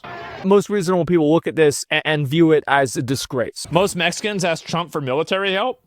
They do not. A little less than half would support U.S. military assistance specifically if it came with government approval. I don't think we really should intervene militarily with Mexico, but I do think that there's a degree of American best interest, some degree of aid or something like that we could give them. It'll be better for us too. Because, like, there are 2 ways that you can stop people from coming to your country, right? One other way to stop them from coming over is to make it so they don't want to. It's like, if they don't even want to, problem solved. You have just made the argument for USAID. Bro, if they catch her, they're gonna kill her? The cartel members, I mean, am I really gonna feel bad for that? The cartel members kill people all the time. They think that she's in cahoots with the cartels. I don't know if she is or not. I don't know. Like, proof that she's a cartel asset, though?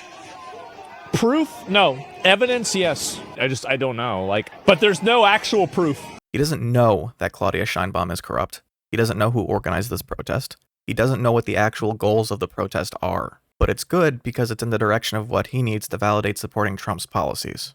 Asmon thinks the protest isn't being covered by American media because it would convey that Mexicans aren't able to assimilate to American culture, and Sheinbaum is unpopular despite opposing Trump. In order to push the narrative that there is like a parity between American culture and Mexican culture in the way that people from Mexico are going to come to America and seamlessly integrate with the culture. Has called it a movement financed by right-wing politicians and business. You're jumping the shark. you're jumping the shark. It's so obvious that's not true. Asmongold might dismiss that claim out of hand, but let's actually dig into it. Apologies for any mispronunciations of any names.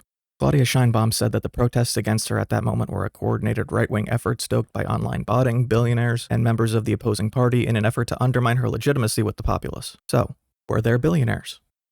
Yes, there were. Ricardo Salinas Pliego, a Mexican billionaire who owes the government $4 billion, was one of the initial instigators of the protest on social media, sharing a message from a Mexican influencer, Carlos Bello, who had not previously delved into politics, denouncing the administration. Those calls were amplified until a protest was announced and simultaneously promoted by 179 TikTok accounts and 359 Facebook groups. And on November 1st, after the murder of Mayor Carlos Manzo, every group shifted from a general demand for change to supporting his memory. Were there members of the opposing party? Yes, there were. Vicente Fox, former president of Mexico, the guy who during Trump's first term said they weren't going to build the fucking wall, supported the protests. Here he is wearing a one-piece shirt. Very Gen Z. Were there bots? Yes, there were. Javier Negre, the founder of La Derecha Diario, and Agustin Antonetti are two right-wing digital strategists with connections to Salinas, and have operated in South American politics previously, and have used bots and artificial promotion of hashtags on Twitter like Narco Presidente in the Mexican election. They both participated in the creation of this movement. And the final piece of evidence that this was astroturfed is that the protest following this one only garnered 200 people. There is not broad dissatisfaction with Scheinbaum in Mexico. Right, it's all bots and right-wing extremism. That must be it, guys. Yeah, for sure, guys. 100% that's what it is. She still says she has 80% approval rating? Really? I see that. She has 70% approval. A crowd of people is not indicative of nationwide popularity. Do you believe that ICE human rights violations are committed with total impunity? I disagree with the idea of human rights to begin with. People don't have innate rights. Rights are invented. There's no difference between a right and the way that you should treat somebody. So you've started off the conversation on a lie. Okay, cool. What do you think about ICE's violation of people's invented rights? A human rights violation. According to who? Somebody who disagrees with you? Oh, okay. Well, let's just listen to them tell you why you're wrong. No, I don't think so. Well, there are the people who died, the people violently detained without cause, the people deported against court orders and their legal status, the people arrested despite following the rules they were given to avoid deportation, the people who died, and the people who were violently detained without cause. So he's saying this about Donald Trump? What the fuck? More Epstein cope that these emails don't literally say, yes, we were best friends doing sex crimes together. I feel like it's such an abstract thing to say, right? Because if you're saying that he brought up Trump after the relationship had ended, does that mean that he's talking about new things, or he's talking about Trump in general? I think that's a misleading statement. You know what? This actually makes me think that they were actually pretty good friends. Because there's no way you're going to be emailing somebody years after the fact, still mauling out over it, unless you guys used to be boys. Yes, he was patient zero for TDS. Exactly. Very close. But like, obviously he didn't, like, Epstein clearly doesn't think that about Trump, because if he did, he wouldn't have been friends with him for all those years. Yes, the people who might have one specific thing in common that they can't share with anybody else wouldn't override their other feelings about each other that they might find distasteful. He's close to no one. Well, if he's close to no one, then I guess then you weren't close to him, right? If you're saying this. I would not look at Jeffrey Epstein as a reliable narrator. It's worth taking into account, it's worth reading and listening to, but I wouldn't just believe it. In the span of one day, we've gone from, oh, it could make somebody look bad? Too bad. You shouldn't have gone to an island with a pedophile. To, well, being in the files doesn't mean you're technically a pedophile. Well, Trump's name being in the files doesn't mean he did anything wrong. Like, Epstein is crashing out about Trump and they're not even friends anymore. So are you counting all the times that he's complaining about Donald Trump in his emails? It's so dishonest. Just release the files, we'll figure out who the weirdos are, and arrest them. And also he has an opinion about the concerns about Trump's health, given that he got an MRI that he won't explain the purpose of. Maybe there's something wrong with Trump. Okay, well, I don't know. Maybe he has cancer. Maybe there's some other big issue. Maybe it was an MRI. They needed to do that because he's the president and they do an extra level of testing for somebody who's the president. I don't know. It could be 50 different reasons. Okay, but the issue is we still don't know, and he won't tell us. I think it's important for people to know whether the president is physically capable of doing the job. I'm going to warn you now, if this video is spiking your blood pressure, 1, I'm sorry, and 2, it's going to get worse. Because Asmongold is about to react to Kyle Kalinski's video calling him the dumbest person of 2025. Look, you do a massive disservice. You got this giant audience of people who follow you, and if you're out there... The disservice is disagreeing. Kalinski's arguments kind of suck because he's basically blowing hot air for his own audience rather than trying to say anything substantial. But Asmongold's response is something. He starts off with a whopper on Trump's cuts to the NIH, which include cuts to pediatric cancer care. Has it ever occurred to you that maybe the research was done in a way that was bad? Every time that people say something like this, the implication is that, oh, they're curing cancer or something like that. This is bullshit. Yeah. And also on top of that, yeah, just because you're doing research doesn't mean that it's a good allocation of government money. Asmon will not look up to see whether this is even remotely true. Federal budget cuts, amongst other things, include $4 million from the Pediatric Brain Tumor Consortium, an organization that does research on rare cancers affecting thousands of children every year. You might think on principle that the government shouldn't fund bad science, but they aren't checking on the validity of the research because the mechanisms aren't in place to do an audit like that, let alone that quickly. And if you need evidence, over the course of this year, the government has fired thousands of people and then had to hire them back because they didn't realize they were necessary. This is not being done with care or concern for the consequences. But I do think they're probably overshooting and probably firing too many people too quickly.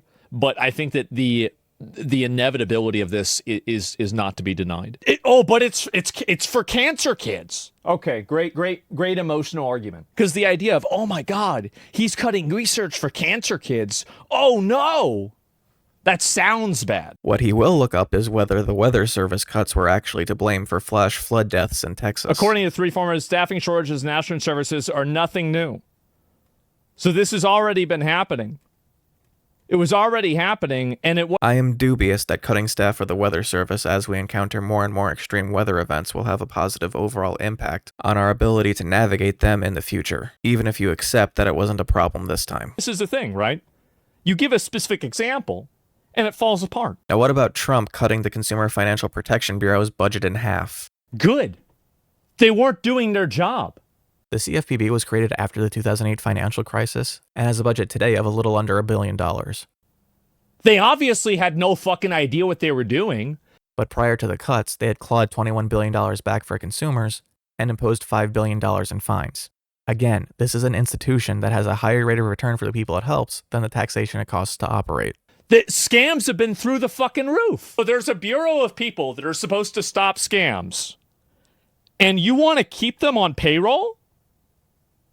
They sucked. Firing government workers who are veterans? Oh no, you can't fire veterans anymore. Trump is firing 80,000 people at the Department of Veterans Affairs. There is no way to fully predict the impact of so many people losing their jobs in such a short amount of time, or the reverberations it will have across the broader economy. But this will mean that care for veterans will get worse. Another emotional appeal. Firing 250,000 government workers overall. Good. It should have been more. Apparently, Asmon isn't worried about the economic impact of sudden large-scale job loss. I'm scared to hear what he thinks about gutting USAID. Oh, no. That's right. It's America's responsibility to pay for people that have HIV and AIDS in Africa. Unironically, yes. Oh, yeah. The total cost of USAID fluctuates between $40 and $60 billion, or around about $105 per person in the United States, and less than 1% of the total federal budget. Since 1990, USAID has helped cut mortality for children under 5 in half, and 90 countries had their under 5 mortality drop by 2/3. PEPFAR, which provides AIDS medication, has saved 25 million people, and currently helps 20 million people, including 500,000 children. People have been dying in droves. Is he specifying in America or not? No, he's not. It's because it's not happening in America. If you don't believe the numbers that say hundreds of thousands of people will inevitably die as a result of dismantled infrastructure to provide aid, or that the people who can migrate will inevitably put even more pressure on American immigration services that will be much more expensive, which Asmon understands based on his analysis of Mexico, what about the fact that USAID's support confined disease outbreaks to parts of the world that meant they had a much harder time finding their way to the US? For example, the West Africa Ebola outbreak in 2014. USAID led their response, And he dismantled USAID while another outbreak is ongoing. It's because you have people here that are dying from lack of medical care. You have people here that don't have housing. Where is the priority list that a veteran ever gets outranked by a person in Africa? Oh no, you can't fire veterans anymore. Yeah, I agree with it. Good call. W. And also all of these examples here that he's given are policy decisions and not actual violence. I was discussing things like Charlie Kirk and Jay Jones in the clip. And so he's misinterpreted what I've said, and he's even making an argument that doesn't even make sense in the context of what I said. All of these things make people more susceptible to violence and overall suffering. And regardless of if it's directly violent, his casual willingness to vocally endorse choices that have and will lead to more people needlessly dying is more monstrous than anything Jay Jones has texted. But we're not done yet. Asmon's perspective on the government killing people they've labeled as terrorists has changed in the last 5 years. Let me get this straight. So the US government can read a license plate with a satellite from outer space, but you think that a Twitter post that said that the people were innocent is more accurate than that? People in glass houses shouldn't throw tweets. And they're trying to think that it's new.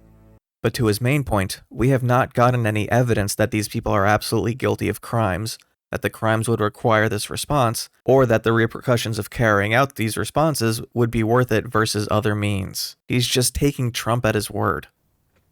Sure. Because they agree with it, because it's the right thing to do. It is. Absolutely. Blow up the boats. Without even a question. How could you be against that? You don't just shoot people randomly. Who determines who a terrorist is? The person with the gun? What happens when they're wrong? If I saw somebody running at my house with a bomb, I would want to shoot them before they got to my house. I wouldn't want to try to apprehend them, arrest them, and try to put them through a whole process. No, you just fucking shoot them. And he'd do the same thing. The analogy doesn't work because the urgency of someone being immediately outside and someone being thousands of miles away are completely different. It's insane. Okay, well, that's a good argument for why they're not narco-terrorists. Trafficking narcotics, yes. The penalty is not instant death. Are you? Yeah, it is. And if it's not, it should be. How about that? Who's going to stop us? Yeah, exactly. Fuck them. You don't give the government unilateral authority to execute people on the premise of a crime that hasn't been proven after the execution has already taken place. Or, as Asmon said, who determines who a terrorist is? The person with the gun? What happens when they're wrong? Do you ever think about this? And now more equivocating of rhetoric that comes with a bunch of claims that would each require extensive work to counter, so please don't confuse my brevity for a lack of substance. To be fair, this was after 4 years of them trying to delegitimize Trump's presidency by him being connected to Russia. Multiple people on Trump's campaign were found guilty of crimes connected to Russia, even if the direct collusion theory some people promoted didn't pan out. Remember the hashtag #NotMyPresident, where people were saying that, oh, he's just, got elected because of Russia? A Twitter hashtag is not indicative of people trying to delegitimize an election. Trump lost the popular vote in 2016 by a significant margin, and his many character flaws were apparent in the way he talked and operated. While I do say that January 6th was a bad thing, I don't think that, again, Republicans did not invent election denial. And it turned out that all that, by the way, was bullshit. Remember Al Franken? Al Franken was a senator. There was a picture that he took where he was like fake grabbing somebody's titty while they were sleeping. Though that would be the most well-known of Franken's transgressions, he was also accused of forcibly kissing a woman who was performing with him at a USO show, once again showing that Kulinski needs to stop using Twitter as a source. Well, I think if you want to talk about a policy decision that's very unhinged, that makes people radicalized, I think that a good example of that is the trans in sports. Also, trans kids using bathrooms. Now, you can make an argument that this isn't really a big issue, but if it's not a big issue, then why are you fighting it so much? Is my hair thinning because I'm getting older, or because I find clumps of it in my hands moments after I hear comments like that? They are not some grand-scale interference in the ability of cisgender kids to get scholarships or recognition. The biological condition of those kids is not inherently an advantage either, because traits that are advantageous vary from sport to sport, before you even get to whether the kid in question has that trait to a degree that would be advantageous in the first place. It is not worth this level of national scrutiny to monitor this issue. That argument is of the same validity of flat Earth.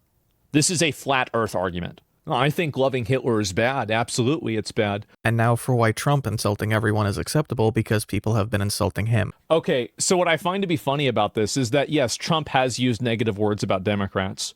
But how many times was Trump called a Nazi? How many times was he called a racist? How many times was he called a Russian asset? I would say calling somebody vermin, radical, or a lunatic is not even remotely in the same category as calling somebody a Nazi. Trying to assert that someone isn't a Nazi at the same time they're using the exact same rhetoric Hitler used against Jews is not going to be very convincing. I think the reason why people like Kyle were upset is that the words that they have used for many, many years, things like Nazi, racist, etc., all these bullshit words, have effectively lost all of their meaning. They haven't lost their meaning. People have just had their sense of shame eroded by the ways social media simultaneously isolates us in echo chambers and creates competition for attention via the most extreme ideologies. It's not that calling something racism doesn't mean anything. It's that racism itself doesn't mean anything because it's become so normalized that people have, ironically, built up a tolerance. And this is after they tried to put him in jail and, you know, like fucking gave him a mugshot, charged him 34 times for the same exact crime. They didn't charge him 34 times for the same crime. He did the same crimes multiple times by funneling money through his campaign to pay off Stormy Daniels to cover up their affair. It's pretty obvious that this has been weaponized from both directions. Who's the biggest commentator on the right these days? Nick Fuentes. Here's some stuff Nick Fuentes has said. Quote, Hitler was really fucking cool. I admire Hitler. And how many crazy leftist people are out there? Oh, but Hassan said this thing. What the fuck does that have to do with me? What Nick Fuentes said, like, I don't have to defend that. I didn't say that. Why the fuck would I even, why even bring that up? There's nothing to do with it. I will say it's not a matter of if, it's a matter of when. It's very obvious that the Democrats have been the massively violent ones. And if you look at all of these studies, by the way, that were conducted, these studies don't show a massive rise in violence that happened in 2020. They don't show the massive rises in violence that happened during the Tesla bombings, for example. And the reason why is because all of these studies are biased. So here's the obvious thing that Asmon gets wrong about crime in 2020. There were, in fact, noticeable spikes in crime, but there were also noticeable drops in others. You have 3 seconds to guess why this might have happened. It was COVID. The spikes in crime have some correlation to BLM, but it wasn't an aberration in criminality. It was the main focus of people's attention while everyone was mostly stuck inside, and therefore it became associated with the overall trends going haywire. And I'm not dismissing the idea that there was violence during BLM that wouldn't have happened without it. A police station was burned down. There was about $2 billion in property damage. But here are the FBI's own statistics, not the calculations made by whatever university you'll probably think is biased.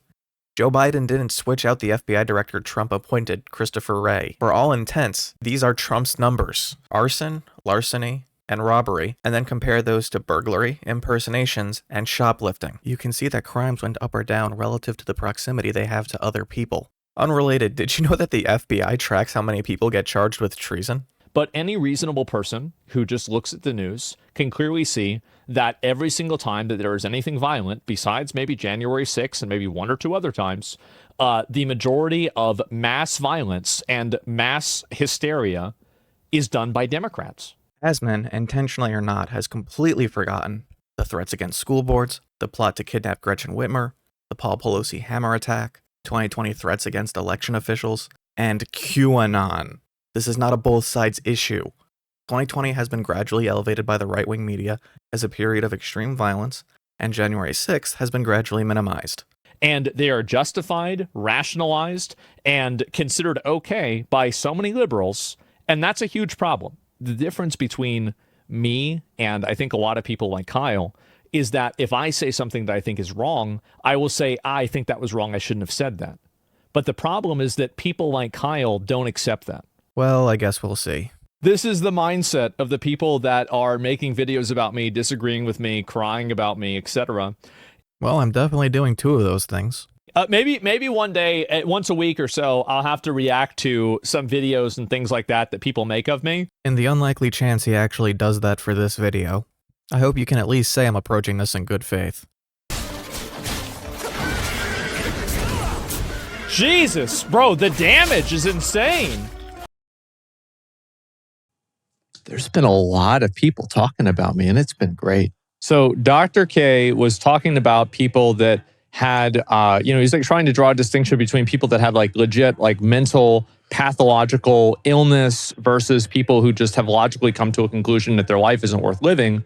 And people got mad about that. And I think the reason why is that 80 to 90% of all self-help on the internet is just self-indulgent to make people who are doing bad things think that it's not their fault that they're doing the bad things. Can you give an example? There are guys out there that have, they're incels, right? And they think that, the reason why they can't get a girlfriend is because of hoflation. So like hoes, women, is it women having higher standards? It's just that simple. Well, why would they want to date someone that they think's a hoe? Well, because all girls are hoes. Oh, they're all hoes. And so that goes back to my point, right? And so it's like this person thinks that they can't get a girlfriend because of hoflation. No, you can't get a girlfriend because your life is a complete mess. Nobody wants to be around you. You don't have any guy friends either, except for other weirdos on the internet. People seek out different types of people to tell them that, well, it's actually not your fault that you don't have a girlfriend. It's actually because of dating apps and these other things. They never get challenged to actually improve themselves on a personal level. They just get a fucking vicious cycle of learned helplessness. All they're doing is just feeding. It's an actual legit thing. It's good. It's like a feeding frenzy on making themselves feel good for doing things that are bad, and then consuming media that reaffirms that the bad things they're doing aren't their fault and are in fact not the cause of the problems they have. I really, really like playing video games. I do. I love playing video games. That's what I've been doing forever, right? And I don't know really, I don't know really what else besides that, because I just really like playing video games. Mr. Beast built a theme park in Saudi Arabia because they probably gave him a ton of money. Mr. Beast gets backlash for building wells in Africa, okay? There's so much irrational, brain-dead hate for Mr. Beast that any sort of legitimate criticism just goes away. Most of the criticism is just that he uses the money he gives away to create content that undercuts the sense of generosity by commodifying it, even if the content itself is what allows him to provide the charity. Or Epstein-Clinton speculation. This is why the media wanted Trump to win. Yeah, they wanted to have the first LGBT president. Exactly. Ozempic single-handedly killed the body positivity movement. Oh my god, can we not talk about fat people? I'd honestly rather talk about Israel at this point. It was a psyop by fat women to make their body types seen as attractive in the public eye. Believe it or not, women don't just think about how to be attractive to men all day. And in this case, it isn't about their relationship to men, it's about their relationship with the world, and the way people, such as yourself, treat them with intense disdain despite the fact that there is no absolute correlation between someone being fat and them over-consuming food or not exercising enough. Nobody wants to be body positive. Nobody wants to be 400 pounds. It's fat and disgusting. They wanted to have their cake and eat it too. In this case, literally, right? Now they can just take Ozempic and lose weight, and they don't need to be body positive anymore because they're weight negative. They're trans fat. Yes, exactly. It takes hunger away, but also it also kickstarts many other symptoms in your body. Well, I don't know exactly how any of that stuff works, okay? I'm not a doctor. I'm not saying that you should take Ozempic, okay? You might not be directly saying it, but calling people who are fat ugly and disgusting, and then presenting a solution to that without a full understanding of its consequences, is basically the entire reason body positivity exists. Because for years, advertisements, especially for fashion, would present a standard of beauty that was unobtainable, and that would couple with the social expectations to create eating disorders. None of these fat girls, if they could snap their fingers and be skinny, they would do it. Every single one of them would do it. But some of them want to act like they wouldn't because they never have the opportunity to. But you see with Ozempic that they were all lying. Muslims in Germany want their kids to be able to wear headscarves in school. Asmon sees religious exemptions to rules about headwear as unfair overreach by people who should do more to assimilate. If you have a school where you can only wear hats, then I think wearing headscarves is okay. But if you're wearing a headscarf, you should also be able to wear a hat. There should never be a situation where a person's religion grants them extra privileges that other people do not have. The obligation of assimilation comes with the understanding that doing so would create acceptance. Just because you have a religious reason to wear something doesn't mean that the entire world has to accommodate it, right? And since that even trade doesn't happen, I see no reason to not be accommodating where it creates the least harm. and you're coming in there with something on your head, well, you're breaking the rule. I don't give a fuck about your religion. Nobody cares. Okay, but you do, because the point of contention is conformity and assimilation. If you don't like it, go the fuck back to where you came from and then go live over there. There are always questions to be resolved when a group integrates into another, but drawing the line at they might get to wear something on their head when everyone else doesn't is insane, given, especially in Germany, this exemption isn't just for immigrants, it's for the people who live in the country as well, and it's not exclusive to Muslims. That's why I'm 50-50 about how Chinese deal with Muslims. It's harsh, but it works. Well, it's not about dealing with Muslims. What the fuck does that have to do with Muslims? Again, Asmon ignores racism from his chat. During this, Asmon is asked whether doctors should get religious exemptions for procedures they don't want to perform. It's not tricky at all. You shouldn't be compelling a doctor to do anything that goes against their own morality.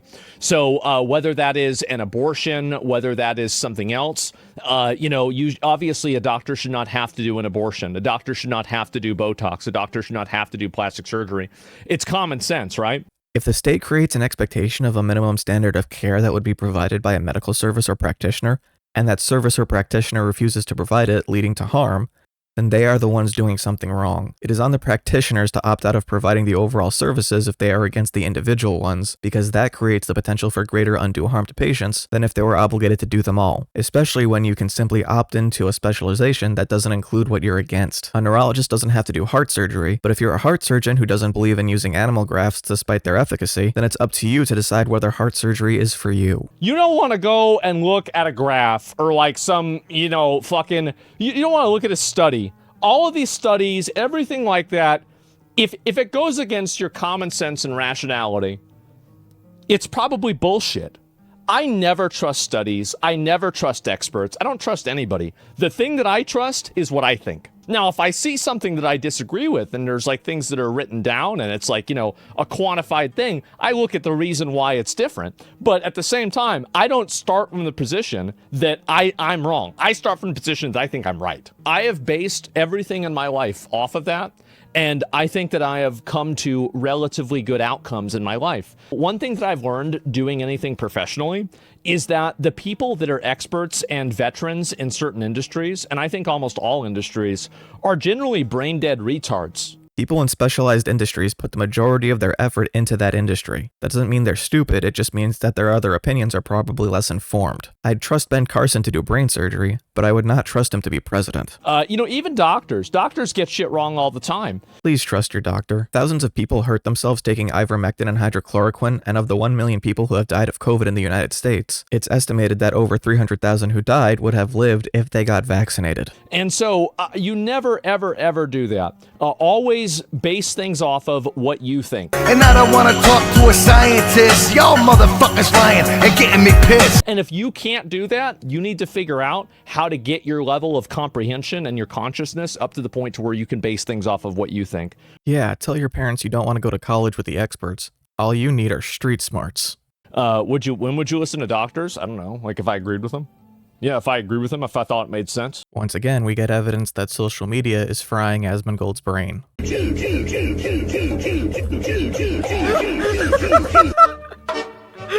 Oh, God! No! It's just a word. No! The Jews clearly control the media and the banks. Oh, wow. Banks. This is my Instagram? I don't know. You guys want to hear what mine sounds like? Let's find out.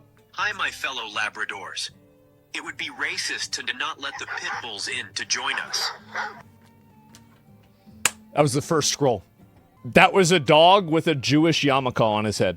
Okay, so it took one. Representative Stacey Plaskett was discovered to have been texting with Jeffrey Epstein during a 2019 congressional hearing with Michael Cohen over his relationship with Donald Trump. Wildly stupid and unforced error, to put it mildly. But somehow, when you're texting in class, oh, that's bad. What the fuck? This really doesn't help the idea that there are people controlling the government, and it's on both sides. On a certain level, it kind of makes sense. If you were looking for somebody to have in your corner that knows this stuff, it would be Jeffrey Epstein, right? I was almost going to agree with Asmon before he said there's a secret group controlling the American government. The left media has TDS, so they won't report on it and focus on it? I guess so, because they want to make it look like Jeffrey Epstein was a Republican thing. Epstein was best friends with the current Republican president, who has worked very hard for most of the year to keep the Epstein files hidden. While every Democrat and every Republican except one voted to release the Epstein files. Asmongold asks and answers the age-old question, what is a woman? This is a real response to what is a woman. Asmon misunderstands the analogy of color being something that you cannot literally describe except as a psychological response, and decides to take that as a challenge. Colorblindness is a disorder. So if you look at blue and you think that it's not blue, you have a disorder. If you apply that same logic and argumentation to gender. Cool, being trans is a mental disorder. Even in those terms, the most effective treatment is still tolerance and acceptance. Also, in terms of that analogy, we provide services and systems that allow colorblind people to function in society on their terms, instead of forcing them to adapt to colors they can't see. We don't obligate social norms to what the average capacity of a person is. We create the means for everyone to participate, because that has always made things better for everyone. I don't need to watch a YouTube video to figure out that there's two genders, okay? This is what I was talking about before, about like, oh, but there's a study that says this. No, I don't want to hear this study. Unless someone of a particular sex presenting as another is such a severe transgression that rates of self-harm and suicidality are acceptable to you, pronouns in bio aren't that bad. If you look at blue and you see another color, you have a disorder called colorblindness. If you look at a male and you see a female and you say that person has a disorder, now you're a right-wing Nazi. Nobody is making the argument that trans people are literally changing their DNA and bone structure when they transition. And they aren't asking other people to lie when addressing them by preferred pronouns, any more than someone who got married is asking someone to lie when their last name changes. How does that happen? But hey, if you want to be an equal opportunity hater, here's another chance to get angry at a woman who went viral for claiming sexual assault. Women get massively treated way better by the justice system than men do. It's not even remotely close. You want to talk about a privilege? That's a privilege.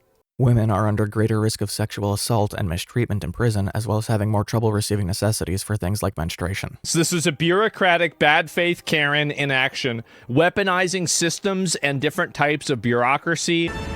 This is how a Karen insulates itself inside of modern society.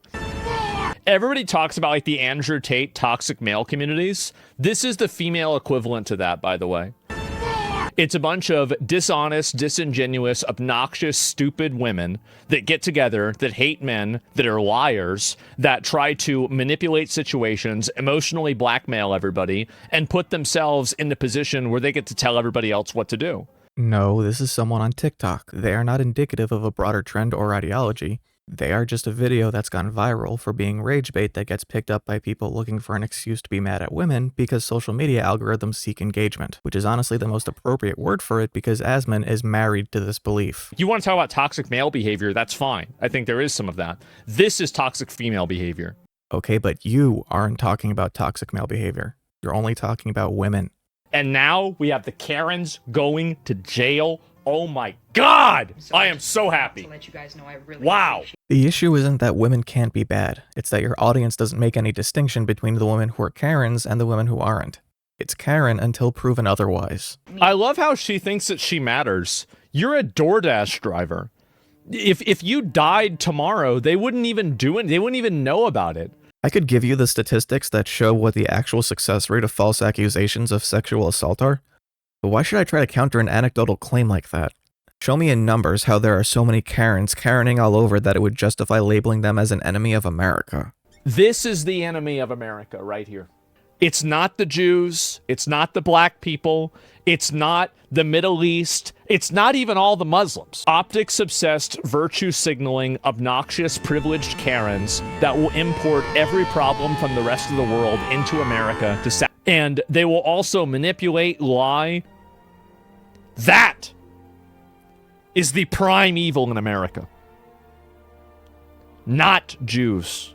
A lot of people want it to be Jews. But I think this is the real problem. Do you hate women?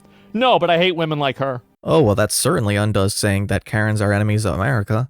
Hopefully you don't go into an explanation of why the Mexican protests you support all are right because there's no time to not be anti-Semitic while the government is corrupt. And what if she is Jewish? Ooh, uh-oh. Puta Judea. I don't think that I need a translator for that one, okay, guys? I think I know exactly what that one means. We've reached the final level of the horseshoe as Asmongold excuses anti-Semitism because the people doing it don't have time to not be anti-Semitic. People care about race. You might not like that. I might not like that, but it's true. And also, by the way, oh my God, the whole protest is anti-Semitic. Well, actually, okay, to be fair, I caught this. Guys, I think I know who's been watching all those Instagram reels. Unironically, you have just figured out the problem I'm pointing to. People don't give a shit about these like weird tone policing rules whenever they don't have any fucking food and they can't live in a way that has any degree of dignity. And many of the revolutionists are furious that a woman who is not a Catholic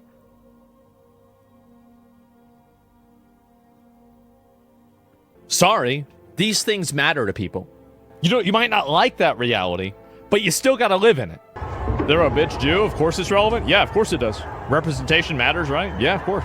Do you think people are gonna call them anti-Semitic in the US? They already are. It's just horseshoes all the way down. And you guessed it, more women on the internet are bad. Ronaldo doesn't understand this maybe, but there's a bunch of fat, ugly, disgusting middle-aged women that are on social media. They want you to replace your audience of other young guys that like abrasive, edgy, funny, just general male humor. We get it. You don't like it when mom tells you to go to bed.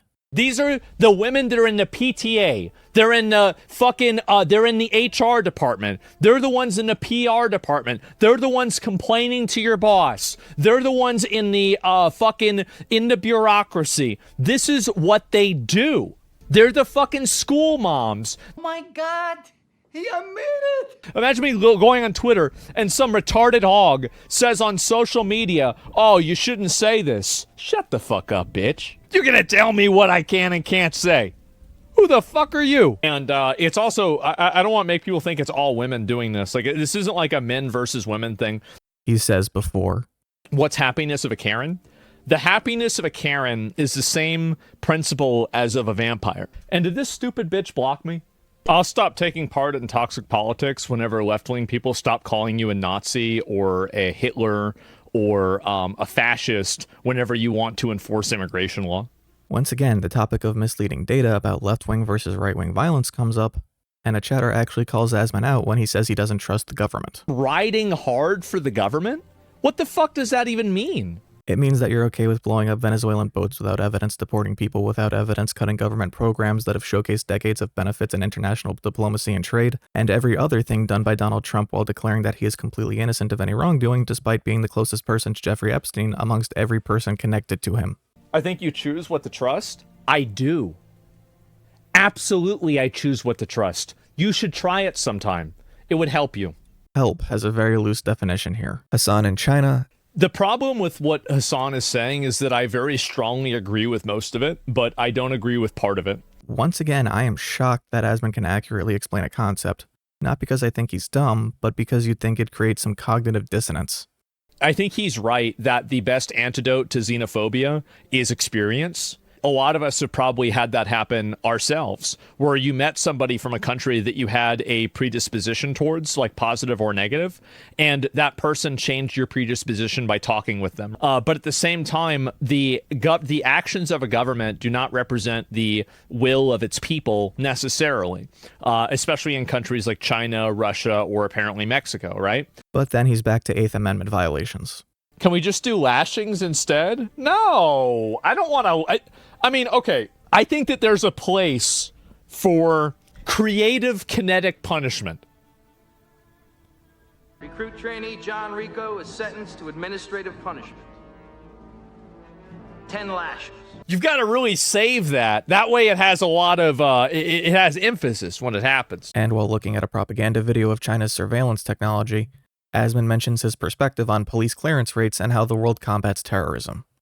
I'm not sure about that. The murder solve rate's only 70%. If we had the surveillance in our home country, I feel like it'd be higher. No, it's not. Do you want to know why they don't solve a lot of cases? It's because they don't care.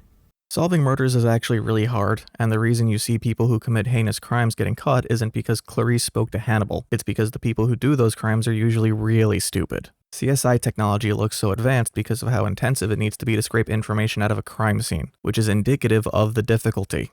Don't forget when they blew up all those blew up all the pagers and wiped out a terrorist organization in one day. They could stop all those terrorists. They choose not to. I also think that there is a degree of that that's true. The pager attack, while impressive as an operation, did not wipe out Hezbollah. Israel is still bombing Lebanon because of Hezbollah activity. I mean, I think this is badass. I'm going to be honest. This is crazy. And, like, we need to have this for some people that do things here, too. Like, I'm not saying I want a surveillance state, but everything you've said you wanted the government to do requires a surveillance state. I don't know if it's just where I live or not, but ever since that whole Epstein thing started getting popular, I've been seeing, like,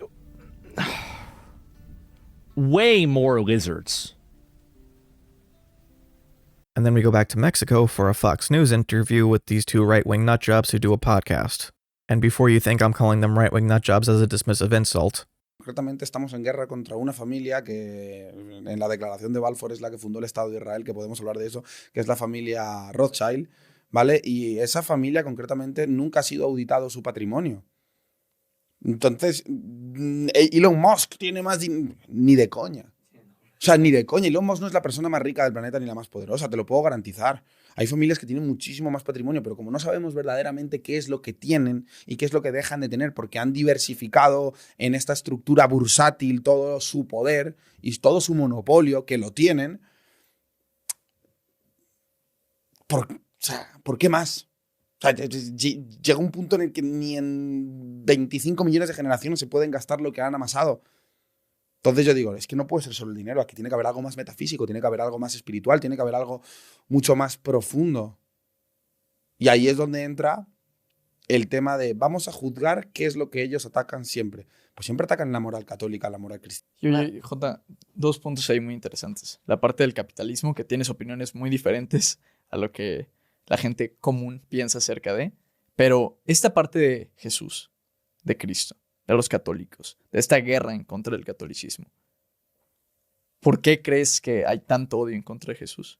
En contra del verdadero Dios. Porque es lo que daría mayor poder a las personas para no ser controladas. Did Fox even check what these guys talk about on their podcast? I'm sure there's like a degree of partisan politics that's attached to everything, but this is primarily a identity revolt rather than a political revolt, which is insane. Once again, Asmon misunderstands the capabilities of the U.S. military. If you put experienced Navy SEALs and generals that actually want to end this war, how long do you think it would take them to totally figure out, map out, and completely eliminate every single one of those people? I would say less than 6 months. This is the exact same line of thinking that got the U.S. stuck in Iraq for over a decade. That's it, 2 weeks, yeah. I mean, come on, guys. What are we talking about? And then Asmon says he'd support regime-changing Mexico if their police started shooting protesters. Basically, regime changed their government. Which, I mean, by the way, I would support that. I would completely support that. There's no way that we should have a country that is a bordering country of ours that is a PvP server. I can only speculate, but I think this belief is downstream of thinking that Venezuelan boats are okay to blow up as well. What's the goal when they get through? You don't want to know. What do you think happens? What do you think happens when they get through and they get to all the people in the government? 1, 2, 3. I know that one. This is something I didn't talk about yesterday, is that the media is part of the Uniparty. And the Uniparty is the one thing that they are more afraid of than anything else is for identity politics to die. And a protest like this is a protest that transcends identity politics. I think the BBC is a totally biased, completely partisan network. You shouldn't trust anything that they say. They're total bullshit, and they're all liars. Because Trump said, I know that everyone here will soon be marching over to the Capitol building to peacefully and patriotically make your voices heard. In a speech that also included, So, let's have trial by combat. We will never give up. We will never concede. Because you'll never take back our country with weakness. You have to show strength and you have to be strong. We will not take it anymore. And we fight. We fight like hell. And if you don't fight like hell, you're not going to have a country anymore. And the result was a group of people assaulting cops to force their way into a building, and based on your reaction to the rioting in Mexico, They're January 6ing. I'm proud of them. They're January 6ing. What's the goal when they get through? What do you think happens when they get through and they get to all the people in the government? you know what they wanted to do in there. Asmon's getting upset that they didn't include his one mention of being peaceful, not because they're biased, but because they didn't provide an excuse to exonerate him. Why would you edit Trump's speech in that way? Well, it's because you're biased. He talks about the Epstein files some more. It's nothing we haven't heard already. Yeah, he's mentioned, but that doesn't mean that he did anything wrong. If it's a hoax, then just release it and show everybody that it's bullshit. Like, I don't even understand the logic here. And while Marjorie Taylor Greene tries to pivot towards not being a Jewish space laser nut job, Asmon sees her as capitulating to the media and creating a permission structure for people to move away from the right. His phrasing is a little word salady. Maybe you get something different. This is what mainstream media does, is they try to manufacture consensus by having a degree of, they create an ecosystem that allows them to manufacture consensus about different issues. And I think this is a good example of them doing that. But the point is that he doesn't think the left will accept her because she used to be in the bag for Trump. It doesn't matter how many apologies you do. It doesn't matter anything. You will always be the Trump person. Like, the boats are burned. The bridge is burned. It's never going to happen. Like, the problem is these people are like defined by purity testing. That you're not going to apologize to them and then have them vote for you. It's not purity testing to say that someone who rode the wave of QAnon to get elected to Congress and harass school shooters needs to do more to show that they've had a change of heart. Not every judgment is based solely on in-group, out-group. Trying to apologize and capitulate to Democrats or leftists will never work. It will never work, and it will only make people more frustrated with you. To be clear, this messaging is what makes it so hard to reach people. The idea that you won't be accepted, so you might as well entrench yourself on one side regardless of what actually happens. If you agree with a lot of what someone like Kyle Kulinski wants for the country, then you aren't capitulating because the plans being put in place are still intended to go in the same direction you want, and your input will be appreciated. Being conservative isn't, in itself, a bad thing. Obviously, a lot of people on the far left on the internet have a maximalist view of things and say that you're immoral if you don't want to spend all of the money on all of the things, but they're taking hypotheticals too literally. We need people with reasonable expectations of budgetary, economic, and even social changes, so that we can take time and use experimentation to get things right. But culture war nonsense has infected every debate and dialogue such that every possible point of negotiation becomes a hill to die on, and that has allowed more and more extreme people to get away with worse and worse things. If I told ASMONGOLD 5 years ago that Trump was using the military to kill people in the middle of the ocean on the premise of them being terrorists without proper evidence, he would say that's bad. But now, if he doesn't defend that, then the rest of the defenses collapse. You can think that people knowingly trafficking drugs like fentanyl into the United States deserve to die on the spot, but you should be able to recognize that allowing the state to actually do that is an opening for much worse abuses of power. And when those abuses happen and they're defended, the abuses can once again get worse. At some point, you have to say that even though I'm not against what's happening, I don't want something worse to happen in its place. I think that in 2026, if they have the midterm elections... The fact that you'll say if we still have elections is exactly why people take issue with your politics. What's wrong? What's wrong, fat bitch?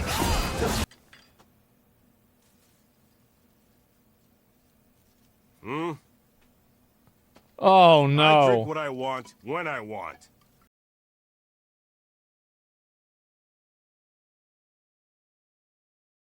So what is all this racist ass shit that you've been saying? What the fuck? Only 10 were actually kids? Ugh. So that means they're going to end up being sent to a high school with kids and they're an adult? Well, I mean, Don't forget homophobic. Oh, yeah. Misogynistic. Chance of success, number of women involved. Is this for video games? No, it's for a relationship. Yeah, I would have agreed with it either way. Yeah, for everything? It seems that way, doesn't it? Transphobic. Trans people are like 0.6% of the population, but if you look at media representation, you'd think that they're like 10 or 20%. Fat phobic. You guys noticed there aren't any fat people in this game? Poor people. And I would reduce foreign aid by about 80%. I would even take people that were residents of the country. If they were not net positive taxpayers and they were not performing an essential job, I'd deport them too. You know, there are just some things that you see that really put things into perspective, don't they?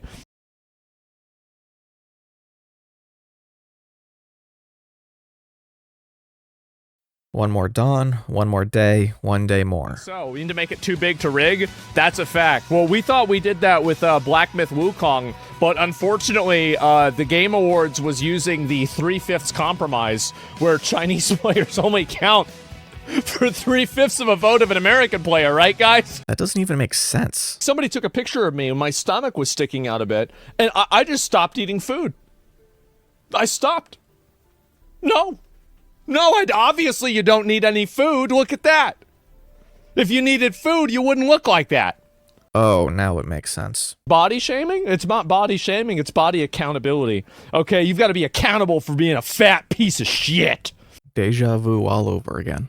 Well, I already said that before. You end 9 wars and you suck 1 dick. I don't think it's going to be anything damaging for Trump that's going to come out. People say he's like a mob boss. Like, he probably would have edited the files or changed them or something like that. I don't think he would want to release the files if they would incriminate him to be a pedophile, right? I need Asmon to square his approval of Trump with the recognition that he'd manipulate the documents that would expose him as a pedophile, and that doing so would make the entire file release worthless because you wouldn't know what was legitimate and what was altered for the benefit of Trump or the people Trump would want to protect. You know, we'll see what happens. Oh my god, now Claudia Scheinbaum is a Karen because she doesn't want to send the Mexican military to fight the cartels. Do you remember what I said yesterday about how a Karen mind has to exist inside of a bureaucracy? Like, a bureaucracy and the mind of a Karen are one and the same thing. This is it. So let me get this straight. Because the law says you can't go after the people that are causing problems, then I guess we just have to let the people cause problems. No, you change the law or you ignore it. If you have a rule and the rule leads you to chaos, what reason do you have the rule for? Because we're not all Anton Chigurh thinking in absolutes about a coin toss dictating life and death. Never actually give a fuck about rules, guys. Like, every rule can be changed. Every rule was written by a council of old geriatric retards. Obviously, you have to follow the law as an individual citizen, but whenever you're talking about like how to change your country and how to improve your country, you should not look at the existing rules and say, well, that's as far as we can go. Does he realize this perspective completely undoes literally every argument that he's made about immigration that isn't justified by cultural bias? Your chat became anti-Semitic as fuck? Yeah, there's a lot of people that don't like Jewish people. And they don't like Israel, and she's a Jew. That's true. Like, in an unmoderated platform, that's what happens. I don't agree with that. I'm not anti-Semitic. I don't even really like, I don't like what Israel's government's doing. I think Israel's government's problematic in a lot of ways. But if you want me to go around and like ban every single person that said something that you might see as anti-Semitic, that's just not going to happen. Like, if you think they're saying something bad, just report them. And the crazy stuff does get banned. I don't want to hear this. I don't care about this. The words mean nothing to me, okay? Like, don't waste my fucking time. You're not personally anti-Semitic, but you're not willing to actually do anything about anti-Semitism within your sphere. Yes, that's right. So if you kill the people that are being violent, then you're just going to have more violence. No. So at first they came for the cartels, and I didn't speak out because I wasn't part of the cartels. And after that, they came after the drug dealers and murderers, and I didn't speak out because I wasn't a drug dealer and murderer. And then after that, they stopped coming for people because the problems went away.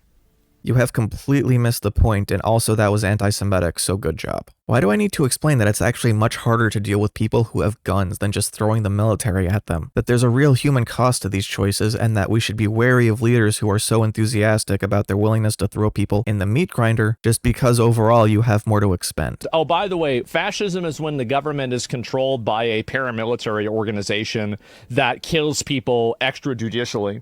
That is not what fascism is. More hating women. That's right, you stupid bitch. Get out of here. Actually, you know what? Let me give you a rundown. Wikipedia says fascism is characterized by support for a dictatorial leader. I don't think it's going to be anything damaging for Trump that's going to come out. Centralized autocracy. Hire 250,000 government workers overall. Nobody fucking criticized. Good. It should have been more. Militarism. Because it's the right thing to do. It is. Absolutely. Blow up the boats. Forcible suppression of opposition. I have a fucking, like a directive, a mandate by God, okay?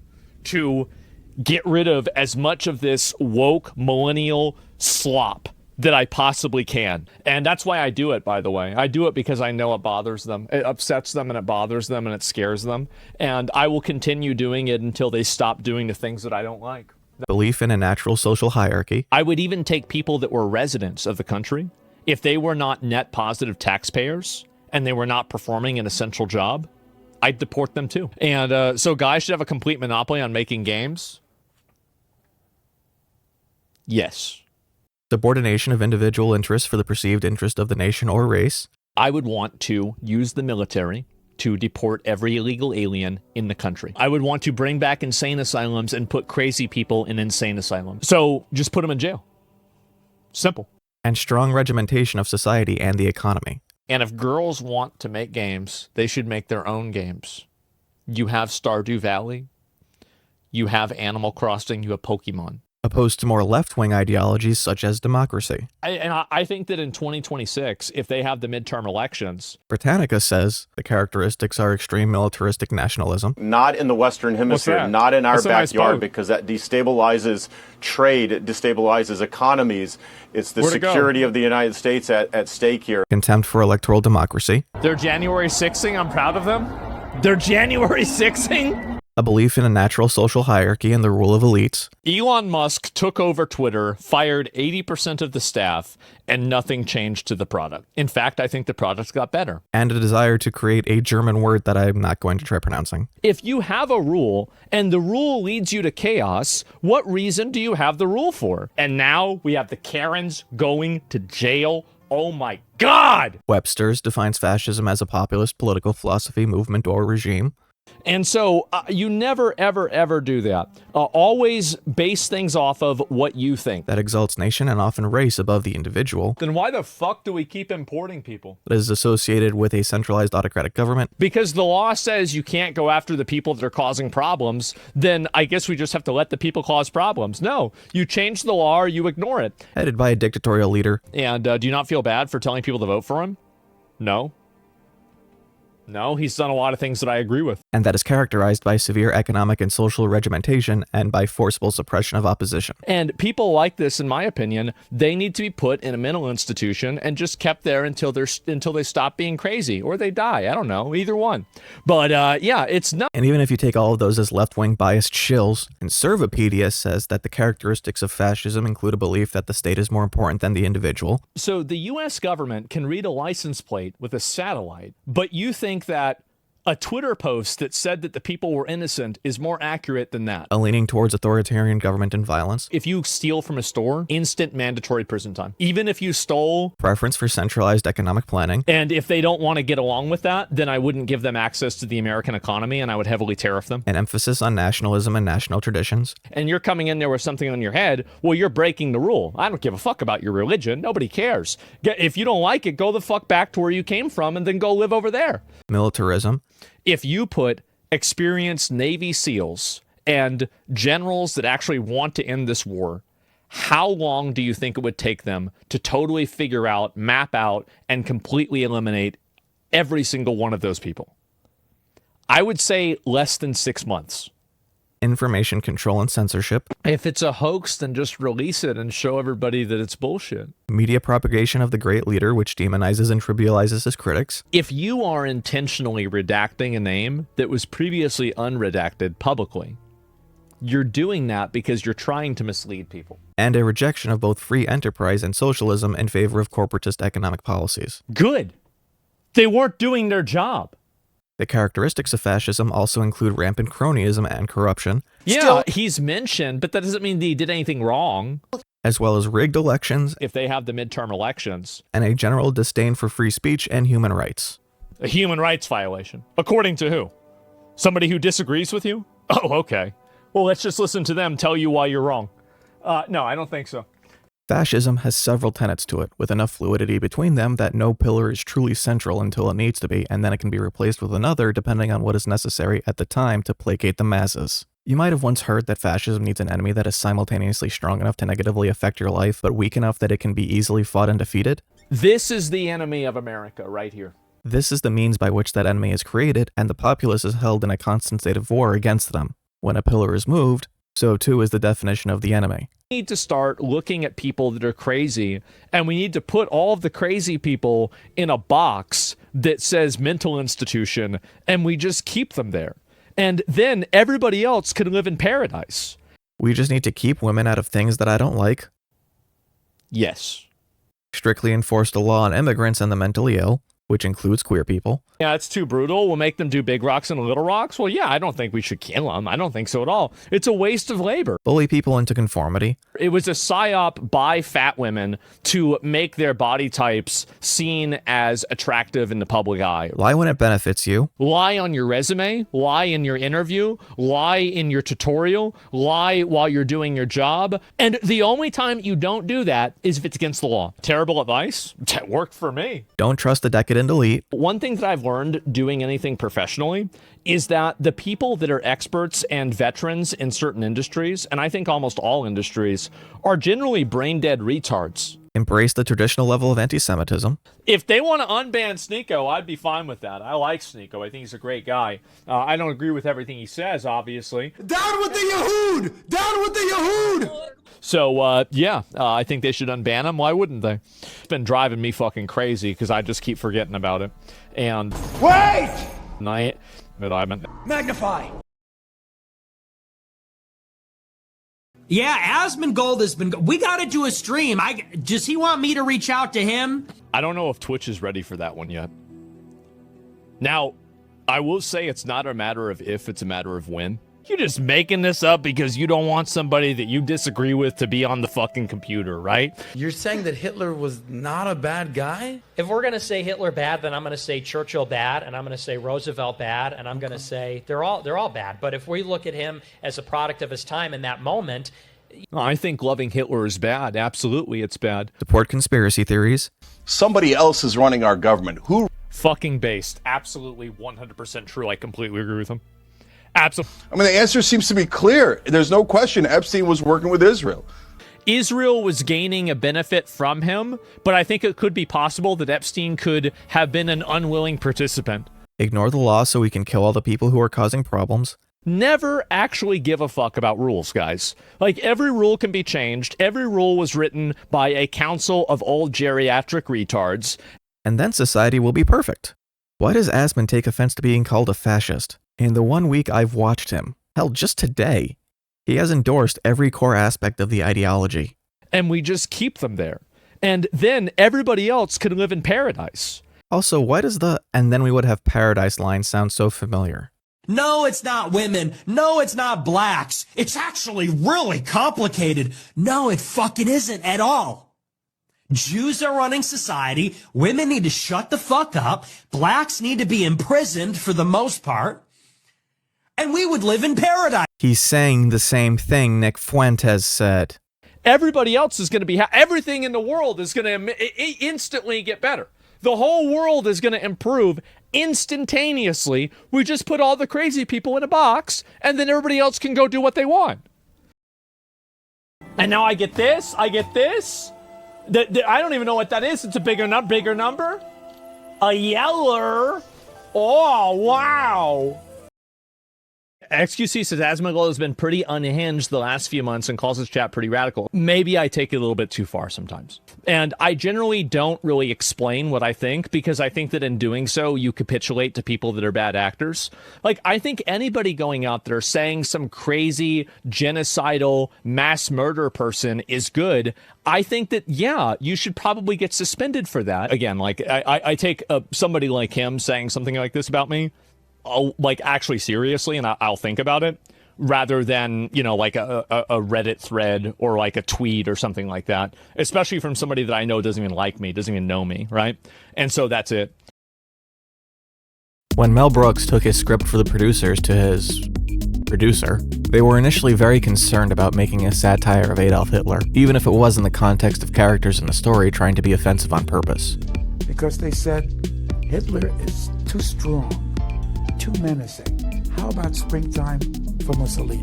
This was 1966, and memories of the Holocaust were still fresh in the minds of people who had been liberated from the camps, as well as the soldiers who did the liberating. To make light of this was to make light of their trauma, and Hitler was the personification of it. But Mel pushed on and said it had to be Hitler, because he understood something they didn't, that the joke he was making wasn't at the expense of the audience. He wasn't really trying to make a joke at all, he was trying to reveal one. In The Producers, the characters are trying to put on a sincere performance of a show that glorifies Hitler, actual Nazi propaganda, but a last-minute substitution of the actor who plays the Führer himself with the, Cross-dressing director they hired for the play meant that instead of a serious performance, they got a whimsical one.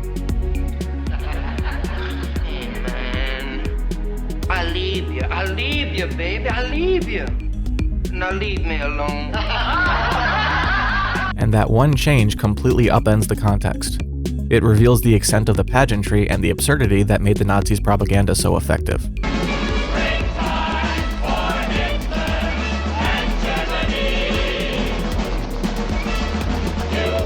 It was the very fact itself that you couldn't make fun of them that gave them power. All the performances of strength they used to build themselves up were built on the fact that it all had the implicit threat of violence behind it. Thelonious, you were saying? The more absurd it was, the greater the strength it conveyed. And once the threat was removed, all that was left was the insecurity that comes with telling people not to laugh at you. I got you, King. I got you. Kaya, please!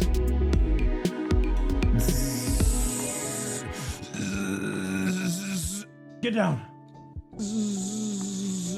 The Führer had no clothes.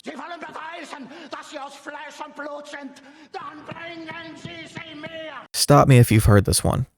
A man goes to the doctor, says he's depressed. Life isn't worth living anymore. The doctor says the cure is simple. Go see the great clown Pagliacci. The man bursts into tears. He says, but doctor, I am Pagliacci. There's a lot of fear, a lot of anger, a lot of resentment, and a lot of pain. And there's a lot of anxiety, and the anxiety entrenches all the rest because it tells you that change is impossible, that being happy is perpetually out of reach, that other people will reject you, so you reject them first. You accept the labels put on you as a badge of honor, because at least then it's on your own terms. I am a Mongoloid. That's not something to be proud of. It is something to be proud of. You want to talk racism? I can be way more racist than you, Angloid. Maybe Asmongold is happy in the way he lives his life, but his presentation as someone who's happy is why he's so popular. For some, he's the clown, unaware that people are laughing at him. Has it ever occurred to you that maybe the research was done in a way that was bad? And for others, he's the aspiration. Instead of needing to change, you can simply learn to not care what people think. You get all these strings attached to you, bro. And you get enough strings attached to you and you become a puppet. But no one is truly capable of doing that because we see other people as what they present and we see ourselves as what we feel. That's what self-talk is built out of. Your inner monologue uses the face of someone else to speak, but it uses your voice. If you're worried someone else will laugh at you, that's because you think something is worth making fun of. You just going from stupid down?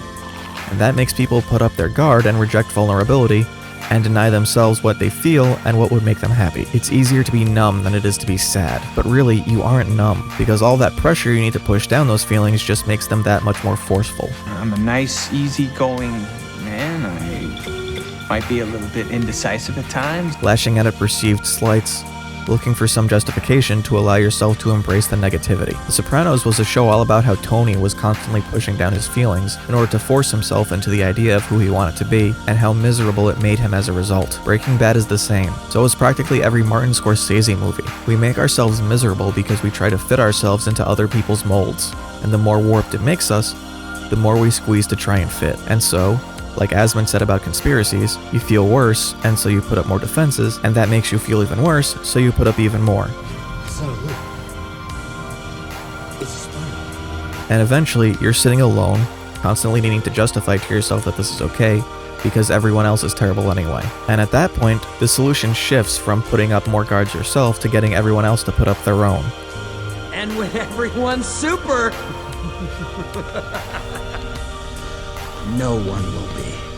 Women are Karens, immigrants are criminals, woke is trying to take over. I've talked about horseshoe theory throughout all of this, and this is the true point of connection, a desire to have the world conform to your standard so that everyone has the same guards up. Pretty soon, everyone will embrace sadness, and there'll be no such thing as smiling! In a moment where Asmon tries to put forward the idea that people who commit political violence can't be judged on the politics because they're acting in a way that's crazy, he manages to touch on the issue I'm talking about. Like, you shouldn't be looking at what they're saying and trying to blame this on a political party. Yeah, obviously, like, you can talk about how political parties, like, enable violence and certain types of rhetoric, etc. And their mindset it is so far removed from what an average person believes or thinks or behaves. So you trying to use logic to reverse engineer their thinking won't work because they didn't use logic to get there in the first place. Asmon's touching on the idea that you can't rational someone out of an idea they got to irrationally. I don't think that's necessarily a universal truth, But I do think this is an awareness you need to have about yourself and your own understanding of how you come to certain conclusions. The fundamental issue Asmon misses here is that the rhetoric and political ideology are what create the thought process in people capable of committing violence. It's not that they couldn't find other excuses, it's that the ideology and the rhetoric are how people come to conclusions about how to live and how to act. Someone who isn't a Nazi wouldn't necessarily believe that it's heroic to sacrifice yourself in a blaze of glory for a cause dedicated to racial superiority, but when you're a Nazi, that's the goal. Politicians and pundits provide the means by which we can turn the inscrutable feelings we have about the world into something we can put words to. Some people will find themselves attracted to certain ideas and descriptions that satisfy certain feelings at the expense of others, and the result is that they won't ever be able to deal with the underlying problems they have, creating the frustration that leads to stronger outbursts. Some people find Jesus, some people find Alex Jones, some people find Antifa. Saying that someone's mental illness is the main culprit is thought terminating. It allows you to justify and hold on to a way of thinking that continues to ignore deeper problems you might have, instead of trying to reconcile what it is about your ideology that could drive people in that direction. Research doesn't lie, Jenna, and lets us know what we're thinking. What's too boring, what's too gay, what's too old. The most common belief in the people who commit violent political acts is that they are ultimately saving people. The white supremacists think they're saving vulnerable white people from racial domination, the extremists on the far left think they're saving vulnerable people from their own persecution, and everyone thinks at some level that the Jews are behind it all. Ultimately, in both cases, these actions are about satisfying those surface level feelings at the expense of the deeper ones. At least I can deal with my own problems, unlike some I know. And the endless analysis we get of what motivation people have are in turn about soothing that denial in everyone who will, in some way, do the same thing without the violent tendencies. But it is the ideologies on the right that put more focus on the idea of committing this kind of violence, that there is glory in the fight and that blood and honor are the most important things. And we fight. We fight like hell. And if you don't fight like hell, you're not going to have a country anymore. This is a story about big, hairy, muscular men killing each other and dying for honor, glory, tradition. And while we can find the fictional narratives that explore these beliefs fun, we have to recognize that when they're brought into the real world, they're destructive to how we interact with one another. In truth, it's a way to force people to feel the way you do, and there are people who will take advantage of that. I think that's the biggest irony here.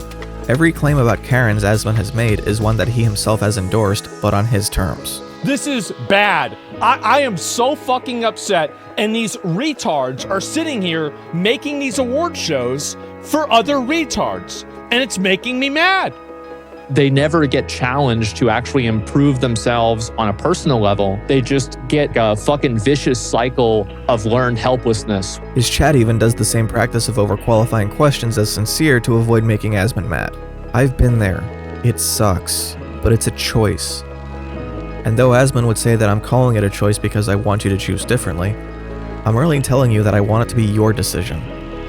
Whether you stay the same or you try something different, you should do it on your own terms, and not because of what someone else tells you is the right way to be.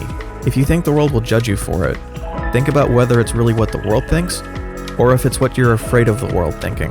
It might feel safe to have a wall between you and everyone else, but if the person you don't want to spend time with is yourself, all you've done is build your own trap. Not caring what people think comes from accepting the vulnerability of others so that they can accept the vulnerability of you. It's an act of trust. And all ASMONGOLD has really taught me over the course of this week is that he doesn't trust anyone. I never trust studies. I never trust experts. I don't trust anybody. The thing that I trust is what I think. All of these different media companies, they are all biased. None of them should be trusted. The only people you should trust are individual YouTube creators, and even them you should take with a massive grain of salt, even including me. He wants you to feel like you can't laugh at the performance. But I can tell you, looking in from outside, there's nothing worth being afraid of. If you can't be happy by yourself and you can't be happy by just simply living your life normally, then the problem isn't really with the world, it's with you. And I think that if you can listen to yourself and you can take part in things that you enjoy and you're not doing it for somebody else or for some other reason, you can end up being a happy person. There are people who can find the bad in the good, and there are people who can find the good in the bad. And I think that if you're around a person that finds bad things inside of good things, that is like the closest that you can be to a vampire in your entire life. They are toxic, awful, obnoxious, exhausting, tiresome, annoying, just shitty people, right? They are energy vampires. The moment that you think about something else making you happy or somebody else making you happy or something like that, you have already lost the game. You have to base that off of what you want and what you want to do. That's the only thing that matters.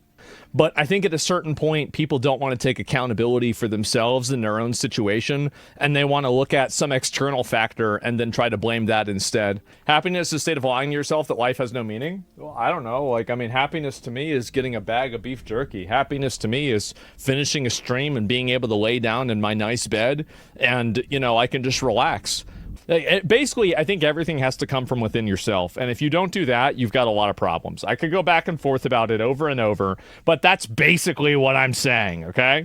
Yeah, it's about it. How many soda cups? I don't know, like a lot.